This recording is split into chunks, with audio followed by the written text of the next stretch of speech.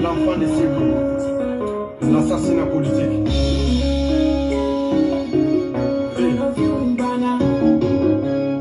Un continent assassiné sur tous les plans.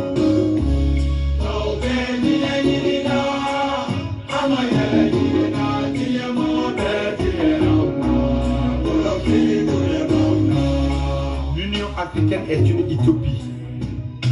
Les 53 pays-États africains ne sont que des brouillons politiques qu'on utilise pour torcher des crimes de sang au nom de la lutte contre le terrorisme. Et alors,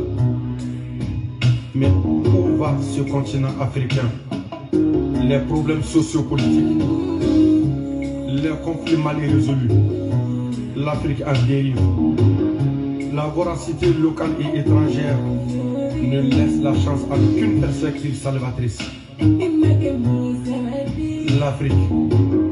L'Afrique a été assassinée depuis la période coloniale, politiquement, économiquement, où est l'indépendance africaine. Indépendant, politiquement mais non économiquement. Des négociations en coulisses. Je demande aux autorités d'arrêter des négociations bidons. L'accord d'Algérie, l'accord de Tamanrasset, l'accord au Burkina Faso, dirigé par des pyromanes, une véritable moquerie.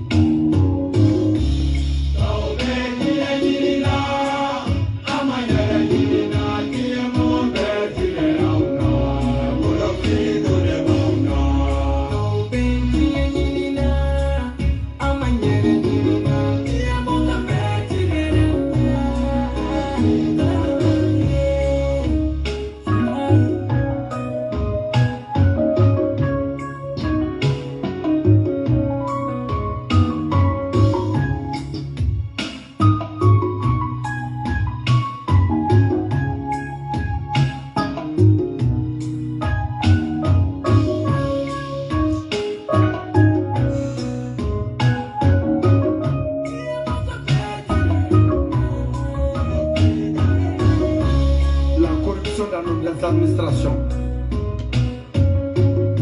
les corrompus, le détournement du bien public,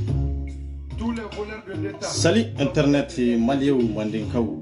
Kuri Basi Taula, ni Basi Taula, Alakana Basi Kambela Jelena, toujours Papal Maké de Aras 24, Ambe Nyomolo Da, Antetunu, Anteta, Antemachi, Ambanola. C'est ça. Kafo Kawalmano Foli Mini Tantala. Sankoro mi anye gilea munu sura kono anye toro munu sura kono yara biamba ni Allah subhanahu wa ta'ala fe ala kan kisi o toro na gilea nyona ma sankoro en konana ni am don to ye sankora konana hera femfe nambe kala ni anye hera femfe soro sankoro temelela ambe Allah subhanahu wa ta'ala dilo hera an ka se ga soro ni sankora en kono ka chaya anye bone munu soro sankoro le temene yara bi ala kan kisi o bone nunuma ni sankora en konana dongodo ambe feti la dongodo on be ka bonheur souhaiter ñoxoñe mais bonheur te waliya ante bonheur soro dongodo on de ba fo ko kunde tun kafsani biye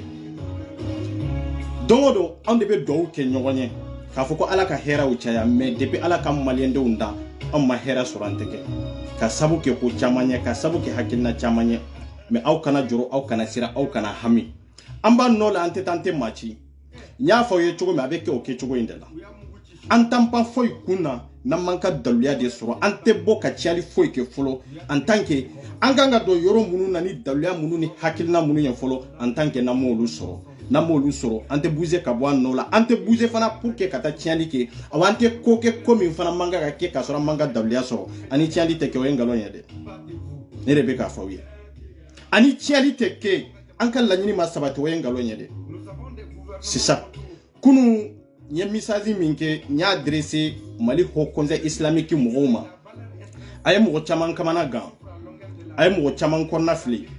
Kwaras 24 kuiga misazi ke ka adressé Mali Haut Conseil islamique mouma ngo oui bien sûr nya adresse lani kumini dalia minye au to donner de bodo na ba fe ka bo kalama obene kono de kasigi domina ni ne bora ka fo mbene explication ndaw ma kan o dom be bo me bite ko bena ke chogo do isra bena ta chogo de do nya mauma tɔgɔ fɔ message in kɔnɔ a bɛɛ message in sɔrɔ kelen kelen fɛn fɛn bɛ ho kɔnza kɔnɔ message sɔrɔla nya jabu sɔrɔ ko wa ko a sɔrɔla message minnu sɔrɔla i bɛ n bolo yan ka sabu kɛ aw bɛ dugu min ni tɔɔrɔ min kɔnɔ a ma kɛ kunfɛ dɛ a bɛ ka kɛ ni kodɔn de a bɛ ka kɛ ni laɲini dɔ de laɲini min n'a mako b'a la a kɛ kun ye nin de n'an ye message adresse ho kɔnza islamique mɔgɔw ma et puis an kan ka kɛ fana a kan ka kɛ fana ka sababu kɛ an bɛɛ bɛ drapeau kelen kɔrɔ ka sababu kɛ an bɛɛ ye famille kelen ye min ye ko Mali mais a kɛra ni hakilina min ye o tɛ fɔ aw ye sisan de an ka taa n'an taara an bɛ se anw de don kelen tɛ dabila o non kelen min ma daminɛ ni an dontɔ ye 2021 kɔnɔ min bɛ wolo nin kɔnɔ anw yɛrɛ kun anw t'a mɛn de an ba y'a ɲana de min bɛ wolo a kɔnɔ bandaw t'a mɛn de a ba y'a ɲana de wallahi billahi maliyɛnw ne t'aw nege ne t'aw janfa n t'aw nege n t'aw janfa n ka sira t'a la fana k'a fɔ ko jama ka tugu n kɔ parce que n ma don a kɔnɔ k'a fɔ ko jama ko n don n'a kɔnɔ pour que aw ka hakɛ de ka sɔrɔ n ma don a kɔnɔ ni tɔgɔ ye n ma don a kɔnɔ ni jamu ye maa maa bɛ bureau kɔnɔ an ti nina karti na bureau kɔnɔ bɛɛ bɛ baara la bɛɛ bɛ k'i ka seko damayira kɛ bɛɛ kan ka don sira min kan pour que k'i ka daluya n'i ka prévu sɔrɔ pour que an ka ko in bɛ se ka sabati cogo o cogo maa maa bɛ bureau kɔnɔ bɛɛ bɛ k'i ka baara kɛ aw ko cogo di donc baara tɛ taa baara kɛcogo kɔ a tɛ taa kodɔn kɔ a tɛ taa kalan kɔ i bɛ fɛn dɔ kɛ don dɔ la i b'a dabɔ fɛn dɔ de kama i b'a sɔrɔ i se t'a la o ye wajibi de o bɛ kɛ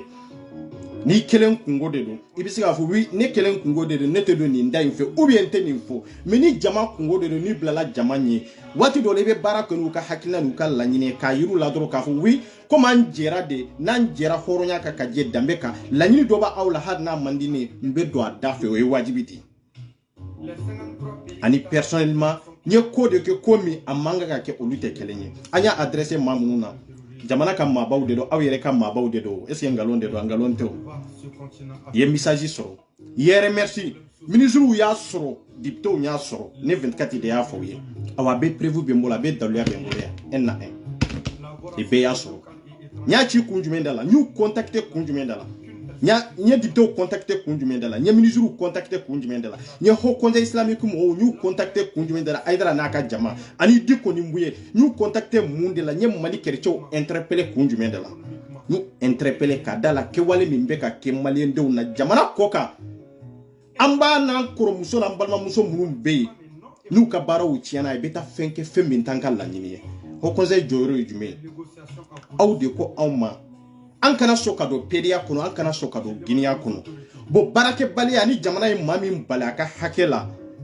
o ɲɛ bɛ bɔ giniw nɔfɛ o ɲɛ bɛ bɔ pedew nɔfɛ pour que ka taa ko kɛ ko min a n'a man kan n'a t'an ka tobiya kɔnɔ n'a t'an ka hɔrɔnya kɔnɔ pour que a ka se ka siyɔrɔ sɔrɔ maa joli joli de bɛ yan minnu ɲɛbɔlen bɛ giniw fɛ maa joli joli de bɛ yan minnu ɲɛbɔlen bɛ pedew fɛ ka sababu kɛ siyɔrɔ t'olu bolo baaraw tiɲɛna mɔgɔ min bɛ se k'o yɔrɔ kɛlɛ kɛ k'a yira maa minnu ka baaraw tiɲɛna ni siyɔrɔ t'u bolo ni cɛ wɛrɛ b'u ta ka si n'u ye ni dugu jɛra n'u b'u gɛn jɔn de bɛ se k'o kɛlɛ kɛ anw ko diinɛ de n'an ko diinɛ ɲɛma minnu bɛ yen olu ka baara olu ka ordre ye o de ye pour que ka se k'o jouer c'est ça a y'a ɲini k'a faamuya ko tɛ kɛ kunfɛ ten de ko tɛ ka kɛ k'a fɔ tɔgɔ a tɛ ka kɛ anw yɛrɛ kama de a bɛ ka kɛ maa tɔɲɔgɔnw de kama awa maa tɔɲɔgɔn kelen kelen bɛ yen o bɛɛ ye seere ye maa minnu bɛ yen n'u ɲɛ bɛ ka bɔ giniw fɛ bi ka sabu kɛ jamana y'u bali u ka passeport la jamana y'u bali u ka hakɛ la n'u ɲɛ bɛ ka bɔ pedew fɛ bi ko hali ne tun ka kɛ pede bi n ka siyɔrɔ sɔrɔ ka kɛnɛya sɔrɔ ka se ka lafiya sɔrɔ ko a ka fisa bi ne bɛ situation min na n ko de bɛ ka pedew caya an ka jamana kɔnɔ baarakɛbaliya jamana ye jamanaden bɛɛ bali a ka hakɛ la y'u bali kalan na y'u bali santé lakana na y'u bali sécurité la y'u bali fɛn bɛɛ lajɛlen na o maa kelen ninnu mana na jamana kɔ kan olu ɲɛ bɛ bɔ fɛn nɔfɛ fɛn min bɛ lagosi lase an ka danbe ma fɛn min b'an ka hɔrɔnya tiɲɛ fɛn min b'an ka diinɛ tiɲɛ o conseil dun sigi ka ɲɛ de pour que diinɛ ka sabati Mali dugukolo sanfɛ an ka don da kelen fɛ ka don da kelen fɛ mɔgɔ kana bin mɔgɔ kan n'o kuma in ye tiɲɛ ye ne ye n ka message adresse ma ka d'a la malidenya kama ala kama kira kama ala kama faso kama i b'a dɔn fana fɛn min bɛ message in kɔnɔ tɔgɔ tɛ jamu tɛ dɛ n y'o de f'u ye a ka d'u ye yɔrɔ o yɔrɔ i k'a yira mu yɔ mɔgɔ dɔ i k'a tigi wele k'a ɲininka ko ne bɛ ka kuma min fɔ ko n'a sɔrɔ ngalon de don ngalon t'a la o mais don nataw la aw bɛ n'a faamu k'a fɔ mun de passera mun de kan ka passer mun de kan ka fɔ bi sini mun de kan ka fɔ ni silamɛya bɛ tiɲɛ maa minnu kan ka wuli ka silamɛya ɲɛ an y'a adressé olu la an fa n'an ba minnu bɛ yan olu ka diinɛ kana tiɲɛ ni diinɛ min bɔra an ka jamana kɔnɔ a kɛ kun ye nin de n'o t'an yɛrɛ bɛ pere jamana de kan mais pour que an ɲɛ kana bɔ perew nɔfɛ fo a ka sɔrɔ an bɛ baara la an bɛ baara sɔrɔ cogo jumɛn de la an ka passeport mais bɛɛ balila passeport la i bɛ fɛn kɛ fɛn min n'a sigilen tɛ dɛ kow ye dɔɔni de kow ye kɛcogo de kow tɛ girin-girinw ye voilà mais an bɛ ambassade bunte ne de y'a fɔ ye wallahi an b'a bunte fo a b'a sigi yɔrɔ bila wallahi fɛn min ye consulat wallahi an b'a bunte n bɛ ka fɛn min fɔ aw ye kɛmɛ de don dɛ fo mɔgɔw k'a faamu ni n famana ka bɔ ou bien ni n famana ka video kɛ o tɛ siran ye o tɛ bagabagali ye wallahi bilahi ne de y'a fɔ ye ne tɛ siran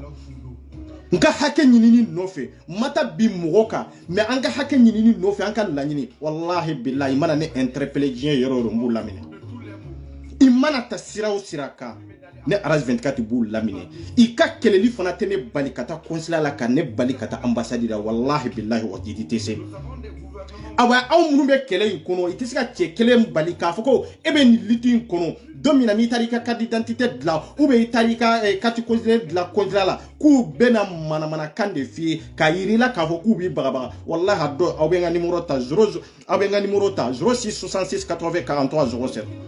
a dɔn o don kelen na consulat tun ma datugu de mais a don kelen na consulat bɛ datugu mɔgɔ kelen sababu nɔfɛ a bɛ kɛ bɛɛ mago bɛ sa olu bɛ baara bila olu bɛ taa wallahi bilahi ni ma kɛ ala kana hɛrɛ kɛ ɲɛ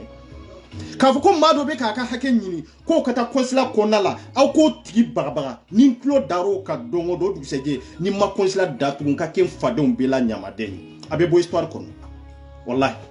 maa minnu bɛ tu i ka ciw ɲɛnabɔ ambassade kɔnɔ ko ambassade mɔgɔw bɔ olu bagabaga wallahi ni n y'a mɛn n tulo la don o don o dugusɛjɛ ni ambassade ye baara kɛ a b'a sɔrɔ ne tɛ halala ye wallahi bilahi a b'a sɔrɔ ne tɛ halala ye n bɛ se ka giri ka kow kɛ mais n bɛ ka kow ɲini ko minnu ye fɔlɔ n bɛ n sigi k'olu de ɲuman sɔrɔ n'olu sɔrɔlen kɔfɛ de n kan ka min kɛ n b'o kɛ an bɛ baara la de cɛ o cɛ bɛ bureau kɔnɔ muso o muso bɛ bureau kɔnɔ bɛɛ bɛ baara la bɛɛ bɛ ka don yɔrɔ la yɔrɔ min i kan ka don yen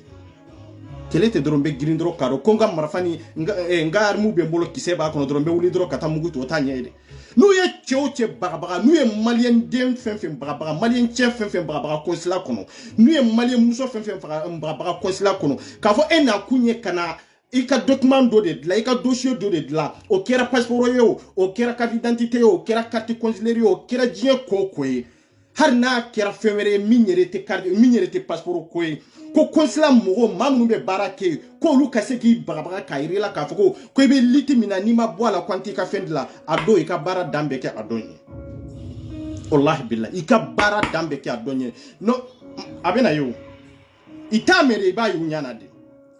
a ka d'aw ye aw fɛn fɛn bɛ liti kɔnɔ aw kan ka taa dossier fɛn fɛn remplir aw kan ka taa dossier fɛn fɛn dilan consulat kɔnɔna na aw kan ka taa dossier fɛn fɛn dilan aw kan ka taa aw ka affaire fɛn fɛn ɲɛnabɔ ambassade kɔnɔ a ye taa ni cɛya ye a ye taa ni hɔrɔnya ye a ye taa ni malidenya ye a ye taa komi aw kan ka taa cogo min aw kan'u fa nani aw kan'u mélanger mais aw nana dossier minnu dilan k'a fɔ ko aw bɛ nin liti kɛlɛ la k'u bɛ se k'aw bagabaga bilahi a ye n ka numéro ta aw kana jɔrɔ aw kana siran consulat ko bɛ ba Faransi kɔnɔ o senfɛ ambassade ko bɛ ba Faransi kɔnɔ o senfɛ ne 24 de y'a fɔ aw ye maaw bɛ k'u ka hakɛ ɲini mais o t'a bali n'u mago bɛ dossier min na consulat kɔnɔna na k'u tɛ se ka taa o remplir k'u tɛ se ka taa o dossier ko ɲɛnabɔ ye o tɛ se ka kɛ yɛrɛ ko maaw bɛ nin liti kɔnɔna na ko aw b'u bagabaga ko n'u wulila ka taa ambassade la aw b'a yir'u la k'a fɔ i bɛ liti min na n'i ma nin dabila n tɛ nin kɛ o ye nkalon de ye dɛ o tɛ se ka kɛ dɛ non cɛ kana siran muso kana siran n'i bɛ taa a yir'u la fana e bɛ c'est-à-dire e bɛ carte na contour de la en tant que n'a ni passeport ma fara ka bɔ ɲɔgɔn na e ka baara de don n ko a bɔ kun ye e de ye ni e tɛ yen nina bɛ bɔ wa ni e tɛ yen passeport bɛ bɔ wa ni e tɛ yen carte d'identité bɛ bɔ wa ni e tɛ yen carte consulaire bɛ yen i b'a inventé wa ni e tɛ yen date de naissance bɛ inventé wa n ko maa wololen kɔfɛ ka na dugukolo sanfɛ papier bɛ k'i la sɛbɛn bɛ k'i la sɛbɛn kɛra maa min na n'o tɔɲɔna n'i y'a ni laɲini dɔ sabati ɲɔgɔn na n'a tigi ko ni laɲini nin ye tɔɔrɔ ni kɔlɔlɔ de ye ne kan mun na n'o tɛ changer pour quelle raison jumɛn de b'u bolo min tɛ changer a bɛ changer o maaw bɛ ka tɔɲɔ ala ma don o don hali bɛ waati min na sisan maaw de tɔɲɔnen don ne de delila k'a kuma fɔ ye n ko daluya caman de bɛ ne 24 bolo yan ne tɛ kuma n kun fɛ ten dɛ an ɲɛ b'a la ne tɛ kuma n kun fɛ ten dɛ maa joli de bɛ yen mun y'u ka passeport labɔ ka san 5 kɛ n'a ye i y'a labɔ ni carte nina de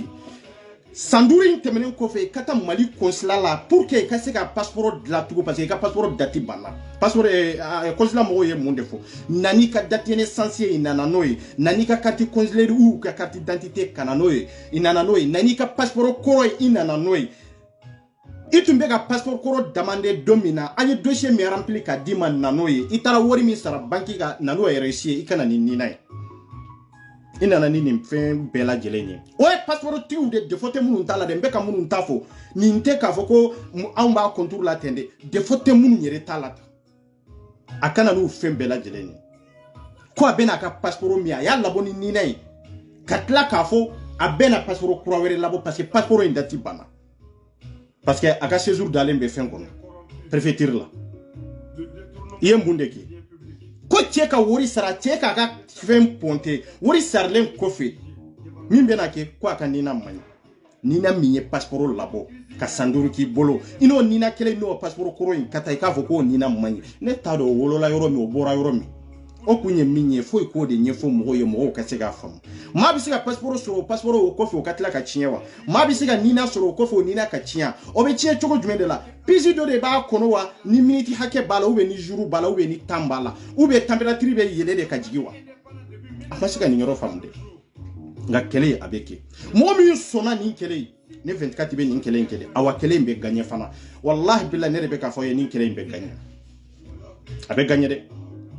ate gagner ka u dalon to me kele abe gagner de wallahi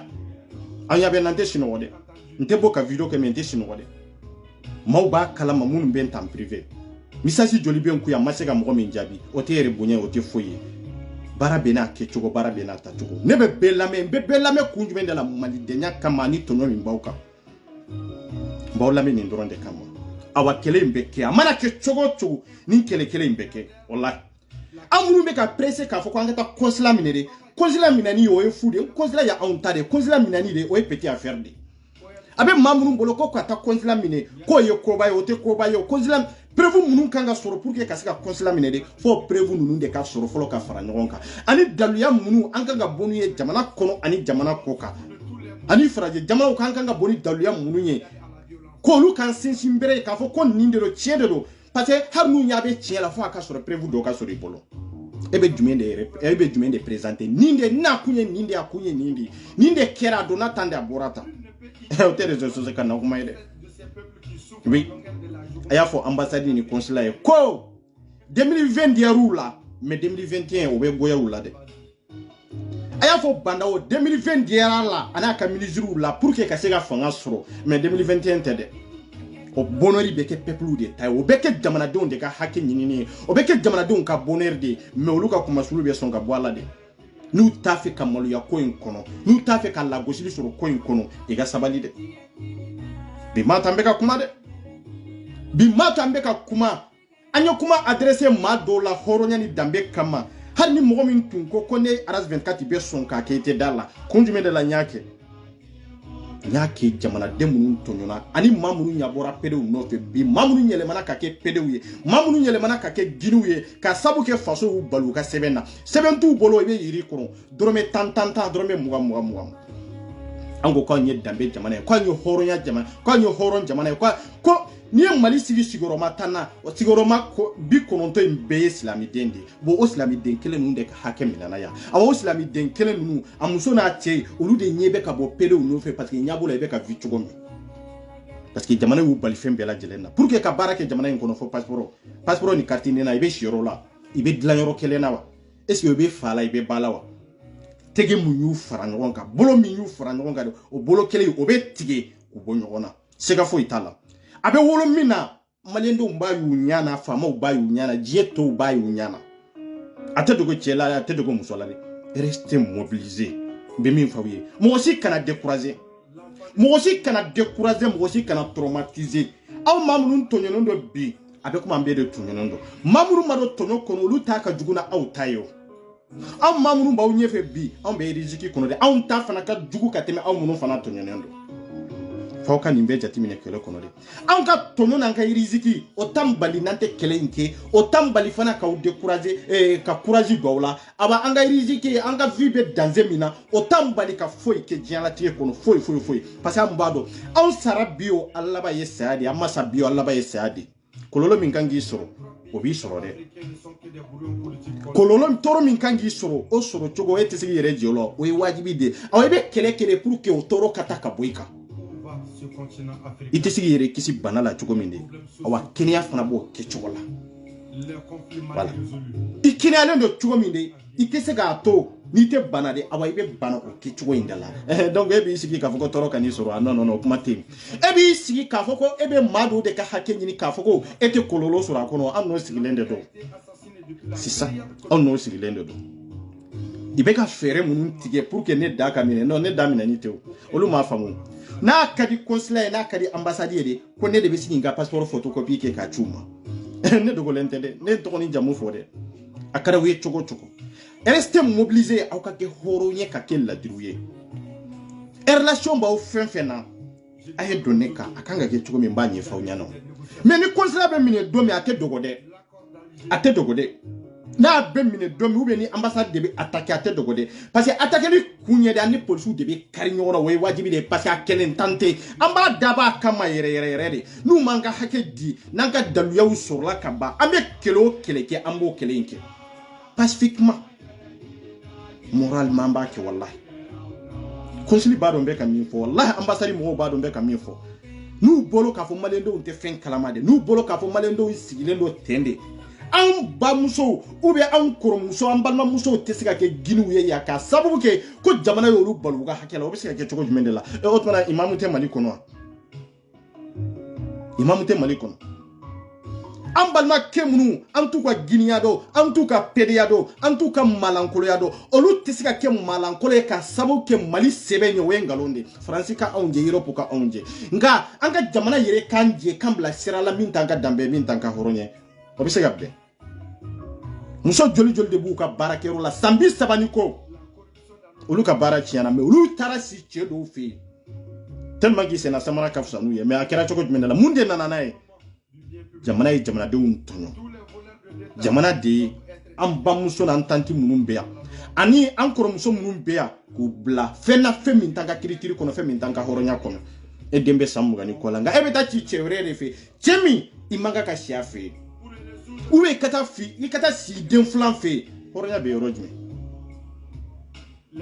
n'a fɔra k'a fɔ maliyɛn bɛ tɔɲɔnen don anw tɛ se ka maliyɛn bɛɛ ta an tɛ se ka maliyɛn bɛɛ ta en charge mais ala ye maa minnu don an garijɛgɛ la an b'olu ta en charge olu kana kɛ pɛdew ye ɲɛ kana bɔ pɛdew nɔfɛ olu kana kɛ giniw ye olu kana fɛn kɛ fɛn min n'a man ɲi don o don n bɛ si hôtel la fɛn wɛrɛ tɛ dɛ furu de ma diya sigi de ma diya kanu de ma diya n'o tɛ hôtel tɛ maa si yɔrɔ ye non i bɛ vasi sira kan i bɛ hôtel ta i bɛ tɛmɛ ni sen fila ye ou bien bɛ affaire la i bɛ t'i ka affaire ɲɛnabɔ ye min tɛ muso ko ye mais n'i y'a ye don o don i muso bɛ taa si hôtel la ko dɔ de b'a jukɔrɔ ou bien cɛ bɛ hôtel ta don o don ko dɔ de b'a jukɔrɔ jamana de y'o las'an ma awa a bɛ kɛ nin 2021 a bɛ wolo ko o ko la maliyɛndenw b'a y'u ɲɛna de aw t'a mɛn dɛ a b'a y'aw ɲɛna de a bɛ kɛ ko o ko la ko dibitew ma message sɔrɔ wa i y'a sɔrɔ dibitew ye message sɔrɔ ni ne kini da dɔ fɛn fɛn na k'a fɔ karisa ye nin sɔrɔ i y'a sɔrɔ dɛ ne sɔrɔla fɔ n bɛ jaabi n y'a ci fɔ n bɛ jaabi n y'a ci ministre la fɔ n bɛ jaabi tugun ka tila k'an yɛrɛ merci k'a da kan ko o kɔrɔ i y'a sɔrɔ kɛ arajo so joli de bɛ muso fara cɛ kan m'a ci min ma n y'a ci u bɛɛ ma n y'u ka contact sɔrɔ cogo jumɛn de la ko bɛɛ ye ɲɛɲinili de i mago bɛ fɛn min na i b'a sɔrɔ i b'a fɛ ka ko min kɛ ni hɔrɔnya ye kalabantiya t'a kɔnɔ nanbara t'a kɔnɔ i b'o kɛ ni hɔrɔnya ye hɔrɔn fana de b'i sɛgɛrɛ pour que k'i ɲɛsin ɲɔgɔnna hɔrɔnw ma aw ka laɲini bɛ se ka taa yɔrɔ dɔ a bɛ se ka sɔrɔ cogo jumɛn de a bɛ ka sɔrɔ cogo min message in taara de n bɛ se k'a fɔ maliyɛnw ye message in sɔrɔ cogo min hali minnu bɛ Europe jamana kan anw ma message in sɔrɔ ten dɛ c'est ça la vérité a ye k'aw yɛrɛ ye maa si tɛ se ka kɛ maa si ye yan'aw ka jigi ta k'a da ne kan i jigi da i yɛrɛ kan ko i bɛ se ko la après i b'i jigi da RS 24 kan c'est ça la vérité parce que ne jigi dalen bɛ n yɛrɛ kan k'i jigi da Ala ni n ka jamana de kan bon e ka k'o kɛcogo la wallahi fɛn fɛn mana na i kan i tɛ trembler awa i tɛ siran a bɛ tɛmɛ i b'a ɲaɲini ka tɛmɛ a la nin ko in nin ye petit affaire de o nin ye petit affaire de n'i y'a ye Guinea bɛ ka sabati anw ka jamana kɔnɔ fɛn wɛrɛ tɛ o an ka jamanadenw ma se ka kalan kɛ an ka jamanadenw ma se ka baara sɔrɔ i ma lakana sɔrɔ hɛrɛ t'u bolo ye olu bɔra kana jamana minnu kan olu b'a dɔn baara de bɛ maa nafa baara de bɛ maa mun nafa olu ka baaraw tiɲɛna o kɔfɛ jagoya olu bɛ kɛ giriw ye pour que ka taa sigi i ka jamana kɔnɔ mun de nana n'a an ka jamana ka gɛlɛya jamana kɔnɔ gɛlɛya bɛ jamana kɔ ka gɛlɛya bɛ hinɛ ni makari bɛ yɔrɔ jumɛn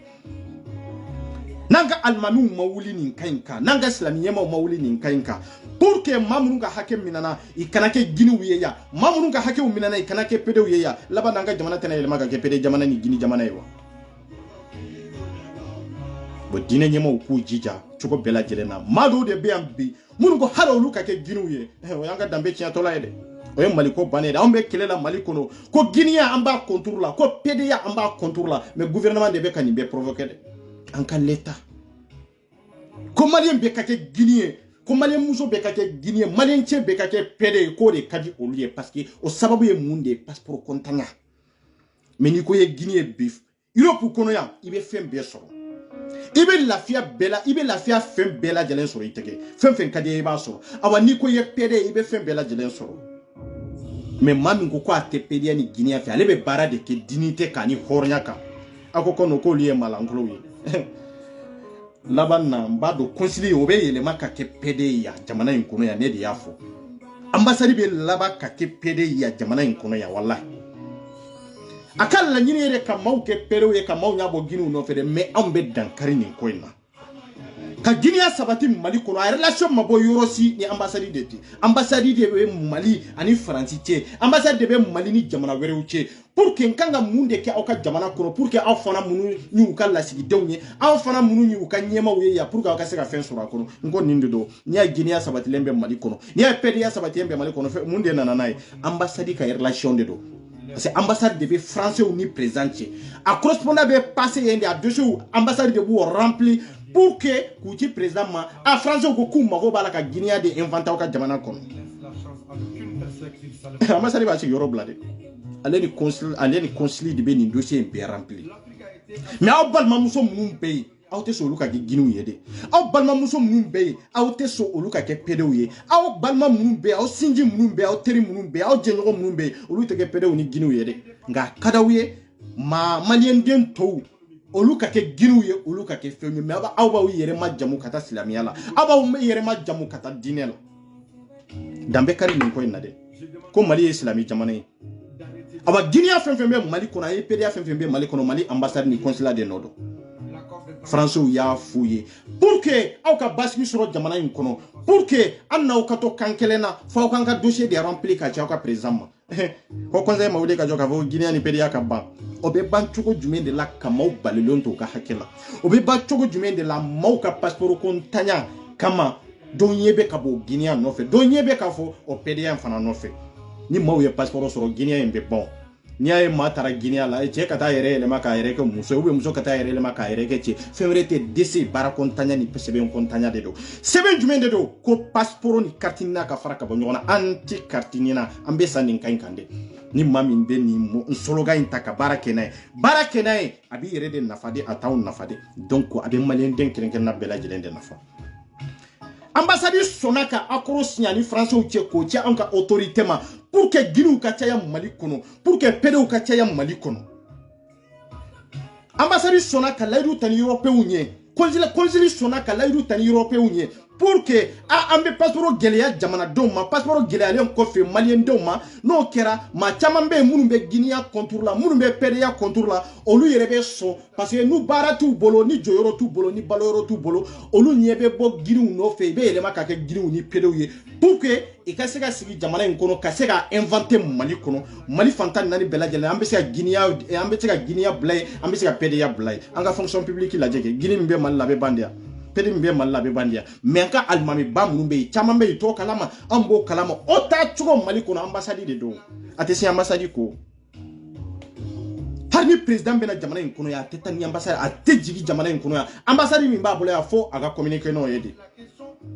affaire fɛn fɛn bɛ Mali ni Faransi cɛ ambassade de nɔ don ambassade de bɛ ka nin bɛɛ siɲɛ ani consulat de bɛ sigi ka nin dossier in bɛɛ traiter pour que passeport ka gɛlɛya hali maa minnu taara kalanyɔrɔ la maa minnu ye asile demandé maa minnu ye san mugan kɛ jamana in kɔnɔ i b'a dɔn jamana in gɛlɛya bɛ cogo min n'an y'i bali passeport la i bɛ kɛ Guinée ye kɛ ou bien k'e ka faden sago ye i ka plan ye nin de e non danji ku passeport la ka Guinea inventé Mali kono ka Malien bla ɲɔgɔn faga la ka Malien bla jahadi kono ko a kɛ kun ye nin de o parce que ale b'a dɔn ni guerre wulila ale bɛ France ya ko mana gɛlɛya cogo cogo en tant que n'ale ye nin dossier in traité k'a di Mali faamaw ma ko t'ale sɔrɔya fo n'a kɛra Ala ka latigɛ ale bɛ ɲinɛ Ala ka latigɛ fana ko parce que n'i ko t'i sɔrɔya fo Ala ka latigɛ ko t'i sɔrɔya kun jumɛn de la parce que i b'a dɔn an t'i sɔrɔ k'i bugɔ an t'i sɔrɔ k'i faga Mali kɔnɔ mais i bɛ jamana in kɔnɔ yan fo ni saya sera i ma don min non fɛn bɛ s'i ma min tɛ saya ye ɲangata dɔ de bɛ s'i ma i bɛ lagosili dɔ de ni tɔɔrɔ dɔ de sɔrɔ min tɛ saya ye dɛ e sɔnna e denw bɛ yan i denmusow bɛ yan e yɛrɛ musow bɛ yan e balimakɛw bɛ yan e wolola Mali kɔnɔ ka bɔ Mali kɔnɔ e ma miiri Mali ka hɔrɔnya la e ma miiri Mali ka danbe la e ma miiri Mali ka yɛrɛwoloya la e Maliendenw de jɛ passeport la k'u ka kɛ Guinéw ye wajibi k'u ka kɛ PDW ye wajibi an ka jamana kɔnɔ nin ye hɔrɔnkɔrɔya ye dɛ i m'a dɔn hɔrɔnya tɛ ambassade la Mali ambassade hɔrɔnya bɛ ninnu na ladiriya bɛ ninnu na i b'a dɔn hɔrɔnya tɛ consulat la consul la n'i ye consul yɛrɛ kɔnɔ baara ye i b'a fɔ ko ayi mais cɛya t'a la dɛ tellement que i siranna européen ɲɛ i b'a fɔ ko ayi nka n bɛ baara daw kan nin ko in na a mana ta cogo cogo a ka d'aw ye cogo cogo n'a ka d'aw ye ka porte plainte de don ne kama France ya wallahi sigilen don nin kama de aw ma dɔn aw malo kɛnɛ kan fɔlɔ aw ma dɔn aw malo kɛlɛ ka kumasulu ko la fɔlɔ fo n'aw ye plainte don ne kama ou bien fo n'aw ni ne sera ɲɔgɔn ma o don de la aw b'a dɔn k'a fɔ ko fanga t'aw la fanga b'aw la de mais n b'a yira aw la k'a fɔ ko fanga t'aw la de kalan ni kodɔn tɛ kelen ye de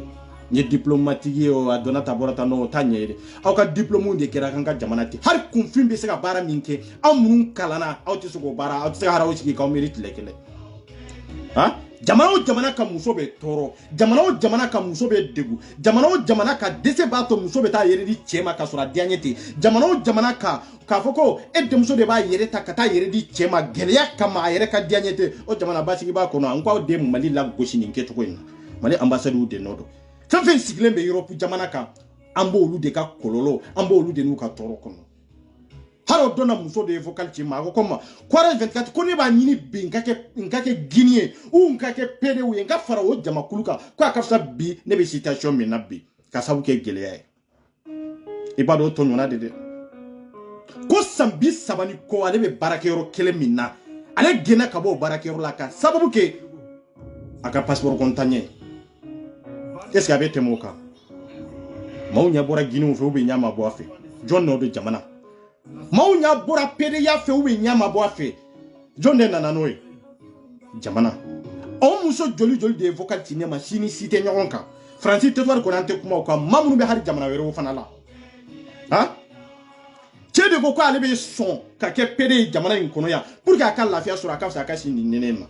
a ka fisa a ka taa 1 euro minɛ mɔgɔw la ambassade de n'o don nin bɛ passeport kɔntanya de san joli joli e b'i ka baara la maa t'i ka manamana ko dɔn maa t'i ka ko kolon dɔn mais n'i y'a ye bi olu ka ko kolon bɛ ka bange n'i y'a ye bi aw maa minnu tɔɲɔnnen don hɔrɔnya ni danbe kama n'i y'a ye aw nana aw kɔnɔna ta fɔ ne ye laɲini min ni kɔlɔlɔ min sera aw ma passeport kɔntanya ye tɔɔrɔ min s'aw ma o de y'a to aw nana fɛn min b'aw kun na aw kan cɛ gundo la n'aw nana ɲɛfɔ ne ye san joli joli aw bɛ balo la fɛn min b'aw kɔnɔ o b'aw ni Ala tala dɔrɔn de cɛ mais dɛsɛ de y'a to aw nana o ɲɛfɔ ne ye a y'a fɔ maa joli ye jamana de nɔ don jamana de y'aw bali nin bɛɛ lajɛlen na est-ce que a bɛ tɛmɛ nin kan n'aw ni ambassade ni Europew bɛnna la ni ambassade ni Francew bɛnna la k'a fɔ n bɛ n ka passeport gɛlɛya n bɛ nina tugu n ka passeport la pour que k'i kɛ Malien ye bi sini k'i bɔ Malidenya la o ma daminɛ de ya maa min ye passeport sɔrɔ kunun o ye Malien ye mais bi o nana tugun ko a mago bɛ passeport la parce que a ka passeport date banna i ko o tɛ passeport sɔrɔ o laban ye mun de a bɛ gɛn ka bɔ ka baarakɛyɔrɔ la a bɛ si siyɔrɔ min na a tɛ se k'o sara parce que n'i y'a mɛn i b'o sara i bɛ baara de la mun de bɛ kɛ sisan e bɛ gɛn ka bɔ i siyɔrɔ la n'i ye gɛnna ka bɔ i siyɔrɔ la e Malien ɲɔgɔn dɔ de bɛ ɲɛ i ma k'i ta a t'i ta badabada a b'i ta ka se waati dɔ de ma maa si tɛ se ka maa si ta badabada o ye kelen ye filanan o muso dɔ b'i ta i ka si a fɛ ka plaisir k'a ye ni dugu jɛra a b'i labɔ i bɛ taa yaala ɲama ni métro daw ni bisi daw na 1 euro 2 euro nin de bɛ ka kɛ an Malien denw na bi muso dɔ b'i ta nin kɛcogo in na i cɛbakɔrɔtɔ i muso ni denw b'i kɔ ka wolo silamɛya kɔnɔ ka wolo danbe kɔnɔ ka wolo yɛrɛdɔn kɔnɔ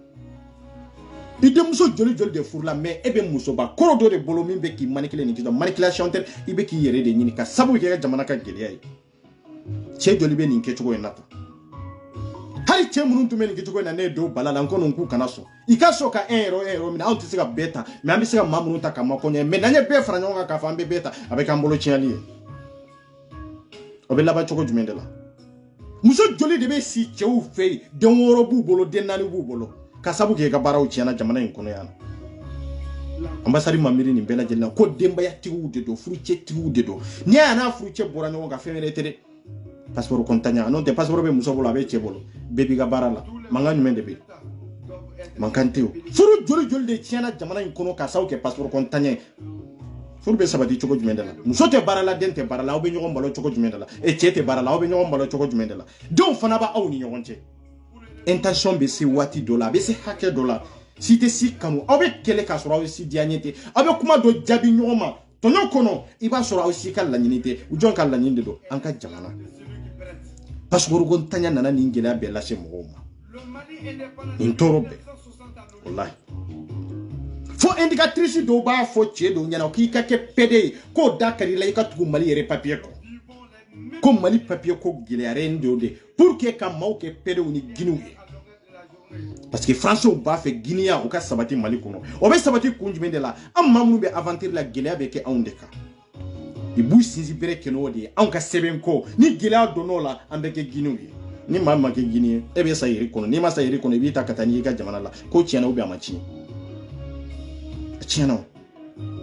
ka silamɛya yɛrɛ kɛ a ɲɛma ka diinɛ bata ɲɛma ka chrétienya kɛ a ɲɛma a kun ye mun de i ka sɔrɔ baara la i bɛ s'i yɛrɛ kɔrɔ nka an ka jamana y'an bali nin bɛɛ lajɛlen na anw bɛ sɔn an ka jamana in kɔnɔ ka ni alimamiba ninnu to yen ka nin dɔnnikɛla ninnu to yen ka nin sava ninnu to yen ka nin kodɔnna ninnu to yen k'a fɔ anw de bɛ kule k'a fɔ ko karamɔgɔw ni haut conseil sigilen bɛ anw bolo Mali kɔnɔ olu ka fɛɛrɛ ɲini k'anw bali Guinéya la olu ka fɛɛrɛ ɲini k'anw bali PDya la k'o sababu kama olu ma wuli ka jɔ ko hali bi k'anw ɲɛ bɛ ka bɔ Guinéw ni fɛnw nɔfɛ i b'a dɔn an ka jamana in bɛ ka segin ko i b'a dɔn Mali bɛ ka segin ko ka sabu kɛ ko caman ye kɛlɛ minnu kan ka kɛ o ye nin de fo maliyɛnw k'a dɔn de kɛlɛ o kɛlɛ n'i b'a kɔ a ko ɲɛɲini k'a dɔn baara kɔntanya de bɛ ka Guinéw caya an ka jamana kɔnɔ ka maaw bali u ka hakɛ la se t'u ye dabali t'u ye kɛnɛya t'u bolo mais n'i donna nin ko in na i bɛ kɛnɛya sɔrɔ a kɔnɔ i bɛ lafiya sɔrɔ a kɔnɔ yan'a ka don Guinéya la yan'a ka don PDya la PD de bɛ papier sɔrɔ yan ka sɛbɛn sɔrɔ yan ka appartement sɔrɔ yan mobiliw b'a bolo k'a sababu kɛ a tɛ baara la dɛ fɛn wɛrɛ tɛ parce que olu ka laɲini ye nin de ye diɲɛ ka taa nin taasira in kan an ka jamana bɛ sɔn o ma Mali bɛ sɔn o ma ni Mali tɛ sɔn o ma jɔn de bɛ wuli ka nin kɛlɛ kɛ passeport ka di mɔgɔw ma yanni bɛɛ ka kɛ Guinée ye passeport ka di mɔgɔw ma yanni bɛɛ ka kɛ PD ye bɛɛ ɲɛ ka bɔ PD nɔfɛ sa an ka tiɲɛ fɔ ɲɔgɔn ye sa mais ambassade ɲɛ bɛ nin bɛɛ lajɛlen na a sigilen don nin kan in kan conseiller sigilen don nin kan in kan tɛ foyi la conseiller kɔnɔna na muso bɔbara gosi a tɛ foyi la a ka bureau kɔnɔ ni dulɔ min tɛ papa tɛ baara foyi la ye aw bɛ dɛsɛ ka maliyɛn denw bɔ nin gɛlɛya in kɔnɔ aw kan ka nin kɛlɛ in de kɛ anw ye aw kan ka aw ka laɲini kɛ nin de aw ka fanga n'aw ka seko damayira bɛɛ kɛ nin de mais n'aw sigira k'a fɔ ko non ko accord dɔ de siɲɛna consulat ani ambassade ni France cɛ pour que ka baara kɛ ni Mali autorité ye donc o b'a yira anw ni Mali autorité ni France bɛnna la maliyɛn fɛn fɛn bɛ yan an bɛ passeport ko gɛlɛya an b'a ni carte min na tugu ɲɔgɔn na pour que an bɛ se k'i kɛ maliyɛn den ye bi an bɛ se k'i bɔ maliyɛn denya la ni passeport b'i bolo bi n'i ka passeport banna an bɛ se k'i bali passeport la pour que i ka kɛ Guinée ou bien i ka kɛ PD ye n ko nin taasira in dɔ dɛ stratégie bɛ yen nin de ye n'o ta bɛ min a kun ye mun de ye Ivoirien tɛ yan dɛ olu tɛ k'u ka passeport sɔrɔ Sénégalais tɛ yan dɛ olu tɛ k'u ka passeport sɔrɔ olu kɛra Guinéw ye olu kɛra mun de tellement qu'an ka gouvernement ma kununi tɛ tugu de i b'a fɔ ko c'est-à-dire Mali gouvernement Mali l'état bɛɛ de dɔrɔn k'u ta dɔrɔn kan c'est-à-dire k'i ka appareil ta dɔrɔn kana da n'i mako b'a la dɔrɔn i b'a ta quoi i bɛ français bolo nin kɛcogo in de la mais an b'aw ɲɛ yɛlɛ wallahi nin 2021 n'an b'aw ɲɛ yɛlɛ wallahi bandaw e ka fanga ma ban fɔlɔ dɛ ayi e ma fanga yɛrɛ daminɛ fɔlɔ e m'a fɔ ko san kelen ni quoi i t'i jɔ fɔlɔ i ka san kelen yɛrɛ dafa fɔlɔ en tant que ni nin bɛ senna e sɔnna bandaw k'a fɔ ko aw bɛ accord signé ni France ye pour que k'anw ka kow gɛlɛya aw bɛ se ka kɛ cogo jumɛn de la o tɛ se ka kɛ o munna i bɛ ka ye nin accord in signé aw nalen kɔfɛ aw ma se ka accord in ta ka bɔ yen k'a fɔ ko Mali ye silamɛ jamana de ye danbe jamana de don n'i y'a ye i y'a to yen i b'a dɔn n'i y'a ta ka bɔ yen France b'i gɛn ka bɔ i ka place la c'est ça e fana sigilen don nin kan ka k'i manko pour que i bɛ se ka accord juguman bɛɛ signé i ni France cɛ don min na ni e taara a kun bɛ ti maliyɛn denw kan n ko a kɛ kun ye nin de ye mangoni wɛrɛ t'i la dɛ nin tɛ don i n'i ka ministre c'est ça la vérité nka anw bɛ dankari ko in na affaire min b'aw bolo pour que ka ceinture dɔw kɛ ka tampon dɔw kɛ ka document dɔw labɔ e k'u signer parce que e ka taa ɲɛ waati dɔ de ni e y'u signer k'u bila ni français cɛ e mana wuli dɔ min na donc o kɔlɔlɔ bɛ bi président min bɛ na n ko a ka président bɛ taa bɛ ka tiɲɛ nin kɛ cogo in de la ne sigilen ne bɛ accord dɔw signer ne t'o la waliya n t'o baara fana daminɛ de fo dɔ min ni e nana e de b'a ta o yɔrɔ la k'a daminɛ n ko in bɛ nin kɛ cogo in de la n'i y'a ye PDA b'an ka jamana kɔnɔ fɛn wɛrɛ t'o bi y'a to an bɛ PDA ko kɛlɛ la bi y'a to an bɛ Guinea ko kɛlɛ la mais a souci ye min ye fɔ maliyɛnw k'a ɲini k'a dɔn de a souci tɛ fɛn wɛrɛ de an ka autorité min sigilen bɛ Faransi yan ko ambassade ni consulat consili olu de nɔ dɔn olu de bolo nɔ bɛ sɛbɛn bɛɛ kan k'a ci an ka président ma parce que olu de ye communication ɲɛ wa a relation a affaire bɛɛ bɛ tɛmɛ olu de sira kan comme maliyɛnw bɛ PDA contour la an b'a contour la hali sini an bɛ so ka sa danbe ni hɔrɔnya kan mais aw ka laɲini ye de an ka kɛ PDA ye ka kɛ Guinée ye an tɛ k'o ye dɛ aw b'a fɛ k'o de inventer Mali kɔnɔ an ka réseau bɛɛ lajɛlen na nka a tɛ laban cogo tɛ min na laban cogo t'a la voilà anw taara souci min kɔrɔ an bɛ bɔ n'aw ye dɛ an ma hali daminɛ fɔlɔ ko in n'aw ma ko in minɛ kala kelen kan n'aw ma ko in minɛ ni hɔrɔnya ye walahi bilahi ne 24 tɛ t'aw sutura dɛ ka fanga sutura ka peuple to o donna mun de kɛra non non non e mɔgɔ kelen de i sigira jama de kunna i sigira ka jamana kunkan ko de ɲɛnabɔ awa ni jamana joli kan ka bɔ i kun kan de an b'i kunkolo tigɛ ka bɔ i la an b'i disi fara ka tɛmɛ c'est ça i bilala place dɔ la i bɛ se jamanaden bɛɛ ka affaire gérer n'i y'a dɔn i tɛ se i tɛ bɔ i ka siɲɛ fɔ mɔgɔw ye e tɛ sɔn ka PDA signer i ni Faransi cɛ de pour que ka maliyɛndenw bali passeport la i ka kɛ PDA ye fo n ka passeport gɛlɛya de awa hali n'a b'i bolo n b'a yɛlɛma fana n bɛ se k'a fɔ a man ɲi o ye Nina de o de y'a to i taara Nina bila place la ne a y'a ɲɛɲini fɔlɔ a ka ɲɛdɔn kɛ a y'a ɲɛɲini kosɛbɛ ne bɛ ka min fɔ tan a y'a ɲɛɲini hali bi ambassade b'a dɔn ne bɛ ka min fɔ consulat b'a dɔn ne bɛ ka min fɔ awa n'aw y'o traité cogo cogo PDA min ko maliyɛnden fɛn fɛn bɛ yan muso minnu bɛ yan u si bɛ san 40 san 50 la minnu bɛ baara la yan san 20 san 30 k'u denw sɔrɔ yan minnu y'u musow to u ko san joli joli k'olu ka yɛlɛma ka kɛ PDA ye k'a sababu kɛ an bɛ passeport ni Nina tugu ɲɔgɔn na k'a gɛlɛya parce que Mali de bɛ PDA contour la Mali de bɛ Guinea contour la o tuma e bɔra malidenya la ko nationalité fila b'e bolo nationalité fila b'e bolo i t'i miiri ni maliyɛnw ma sɔn ma i k'i ka place to yen c'est ça. Mais o ma se fana k'a fɔ ko e bɛ taa signer ka accord in signer i ni français cɛ nin kɛcogo in na o tɛ laban o tɛ ko laban ta ye o passeport ko gɛlɛya a sababu fɔlɔ ye nin ye fɔlɔ a tɔ bɛ yen dɛ ka passeport gɛlɛya k'a sababu kɛ an bɛ PDA contour la e tiɲɛ b'an bolo an bɛ PDA contour la ni lagalaga toya ni kunfinya yɛrɛ tɛ cɛ ni cɛ nafa jumɛn de b'a la muso ni muso a nafa ye jumɛn ye a nafa ye jumɛn ye pour que ɲɛnamaya ka to sigilen pour que diɲɛ yɛrɛ ka to balo la pour que diɲɛ ka to diɲɛ ka to sigilen diɲɛ ka vie ka taa nin kɛcogo in na fɛn wɛrɛ to a ka sɔrɔ an bɛ wolo de ni wolo tɛ yɔrɔ o yɔrɔ o dugu wuli ka di ni wolo tɛ yɔrɔ o yɔrɔ o jamana bɛ wuli awa ni wolo tɛ yɔrɔ o yɔrɔ diɲɛ tɛ basigi n'i y'a ye diɲɛ basigilen don fɛn wɛrɛ tɛ muso ni cɛ de bɛ se ɲɔgɔn ma pour que ka se ka den sɔrɔ aw salen kɔfɛ den fana bɛ den wɛrɛw sɔrɔ e salen kɔfɛ e ka diɲɛ wulila mais olu fana bɔ continue n'u ka diɲɛ latigɛ ye ni Ala ka latigɛ kana dɔn nka muso ni muso ka se ɲɔgɔn ma o bɛ den sɔrɔ wa o diɲɛ bɛɛ mɛ si la wa cɛ ni cɛ ka se ɲɔgɔn ma o den bɛ est-ce que o diɲɛ bɛɛ mɛ si la wa yarɔ o tɛ mɛ si la dɛ c'est ça la vérité donc nin de y'u ka laɲini ye ko maliyɛnden minnu bɛ Mali kɔnɔ ko maliyɛn bɛ muso furu fo 4 o yɛrɛ t'a gɛlɛmama yɔrɔ de i bɛ taa ka cɛkɔrɔba sigilen sɔrɔ Mali kɔnɔ i b'a sɔrɔ den 10 ni kɔ b'a bolo i bɛ nin bɛ contrôle nka n bɛ na lɛ o ambassade e tɛ maliyɛn ye e ma wolo Mali kɔnɔ de consulat ma wolo Mali kɔnɔ de a ye ambassade ɲininka ko den joli b'ale yɛrɛ bolo yan a den ka ca ni den 4 ye o ye ambassade ta ye consulat kɔni an tɛ kuma consulat kan sa fa b'o la sa o bɛ ka sunkurun tigɛ partout nin ko in bɛ ɲɛnabɔ de carte ni passeport ni carte ni tugura ɲɔgɔn na ko min na daluya minnu ka di a dɔ ye nin ye quoi c'est ça a dɔ ye nin ye n'aw b'a fɛ ka gɛlɛya min dɔn anw kan ka tɔɔrɔ min dɔn anw kan cɛ joli de bɛ yan ni muso joli b'a ko Mali kɔnɔ aw bɛ nin bɛɛ contour la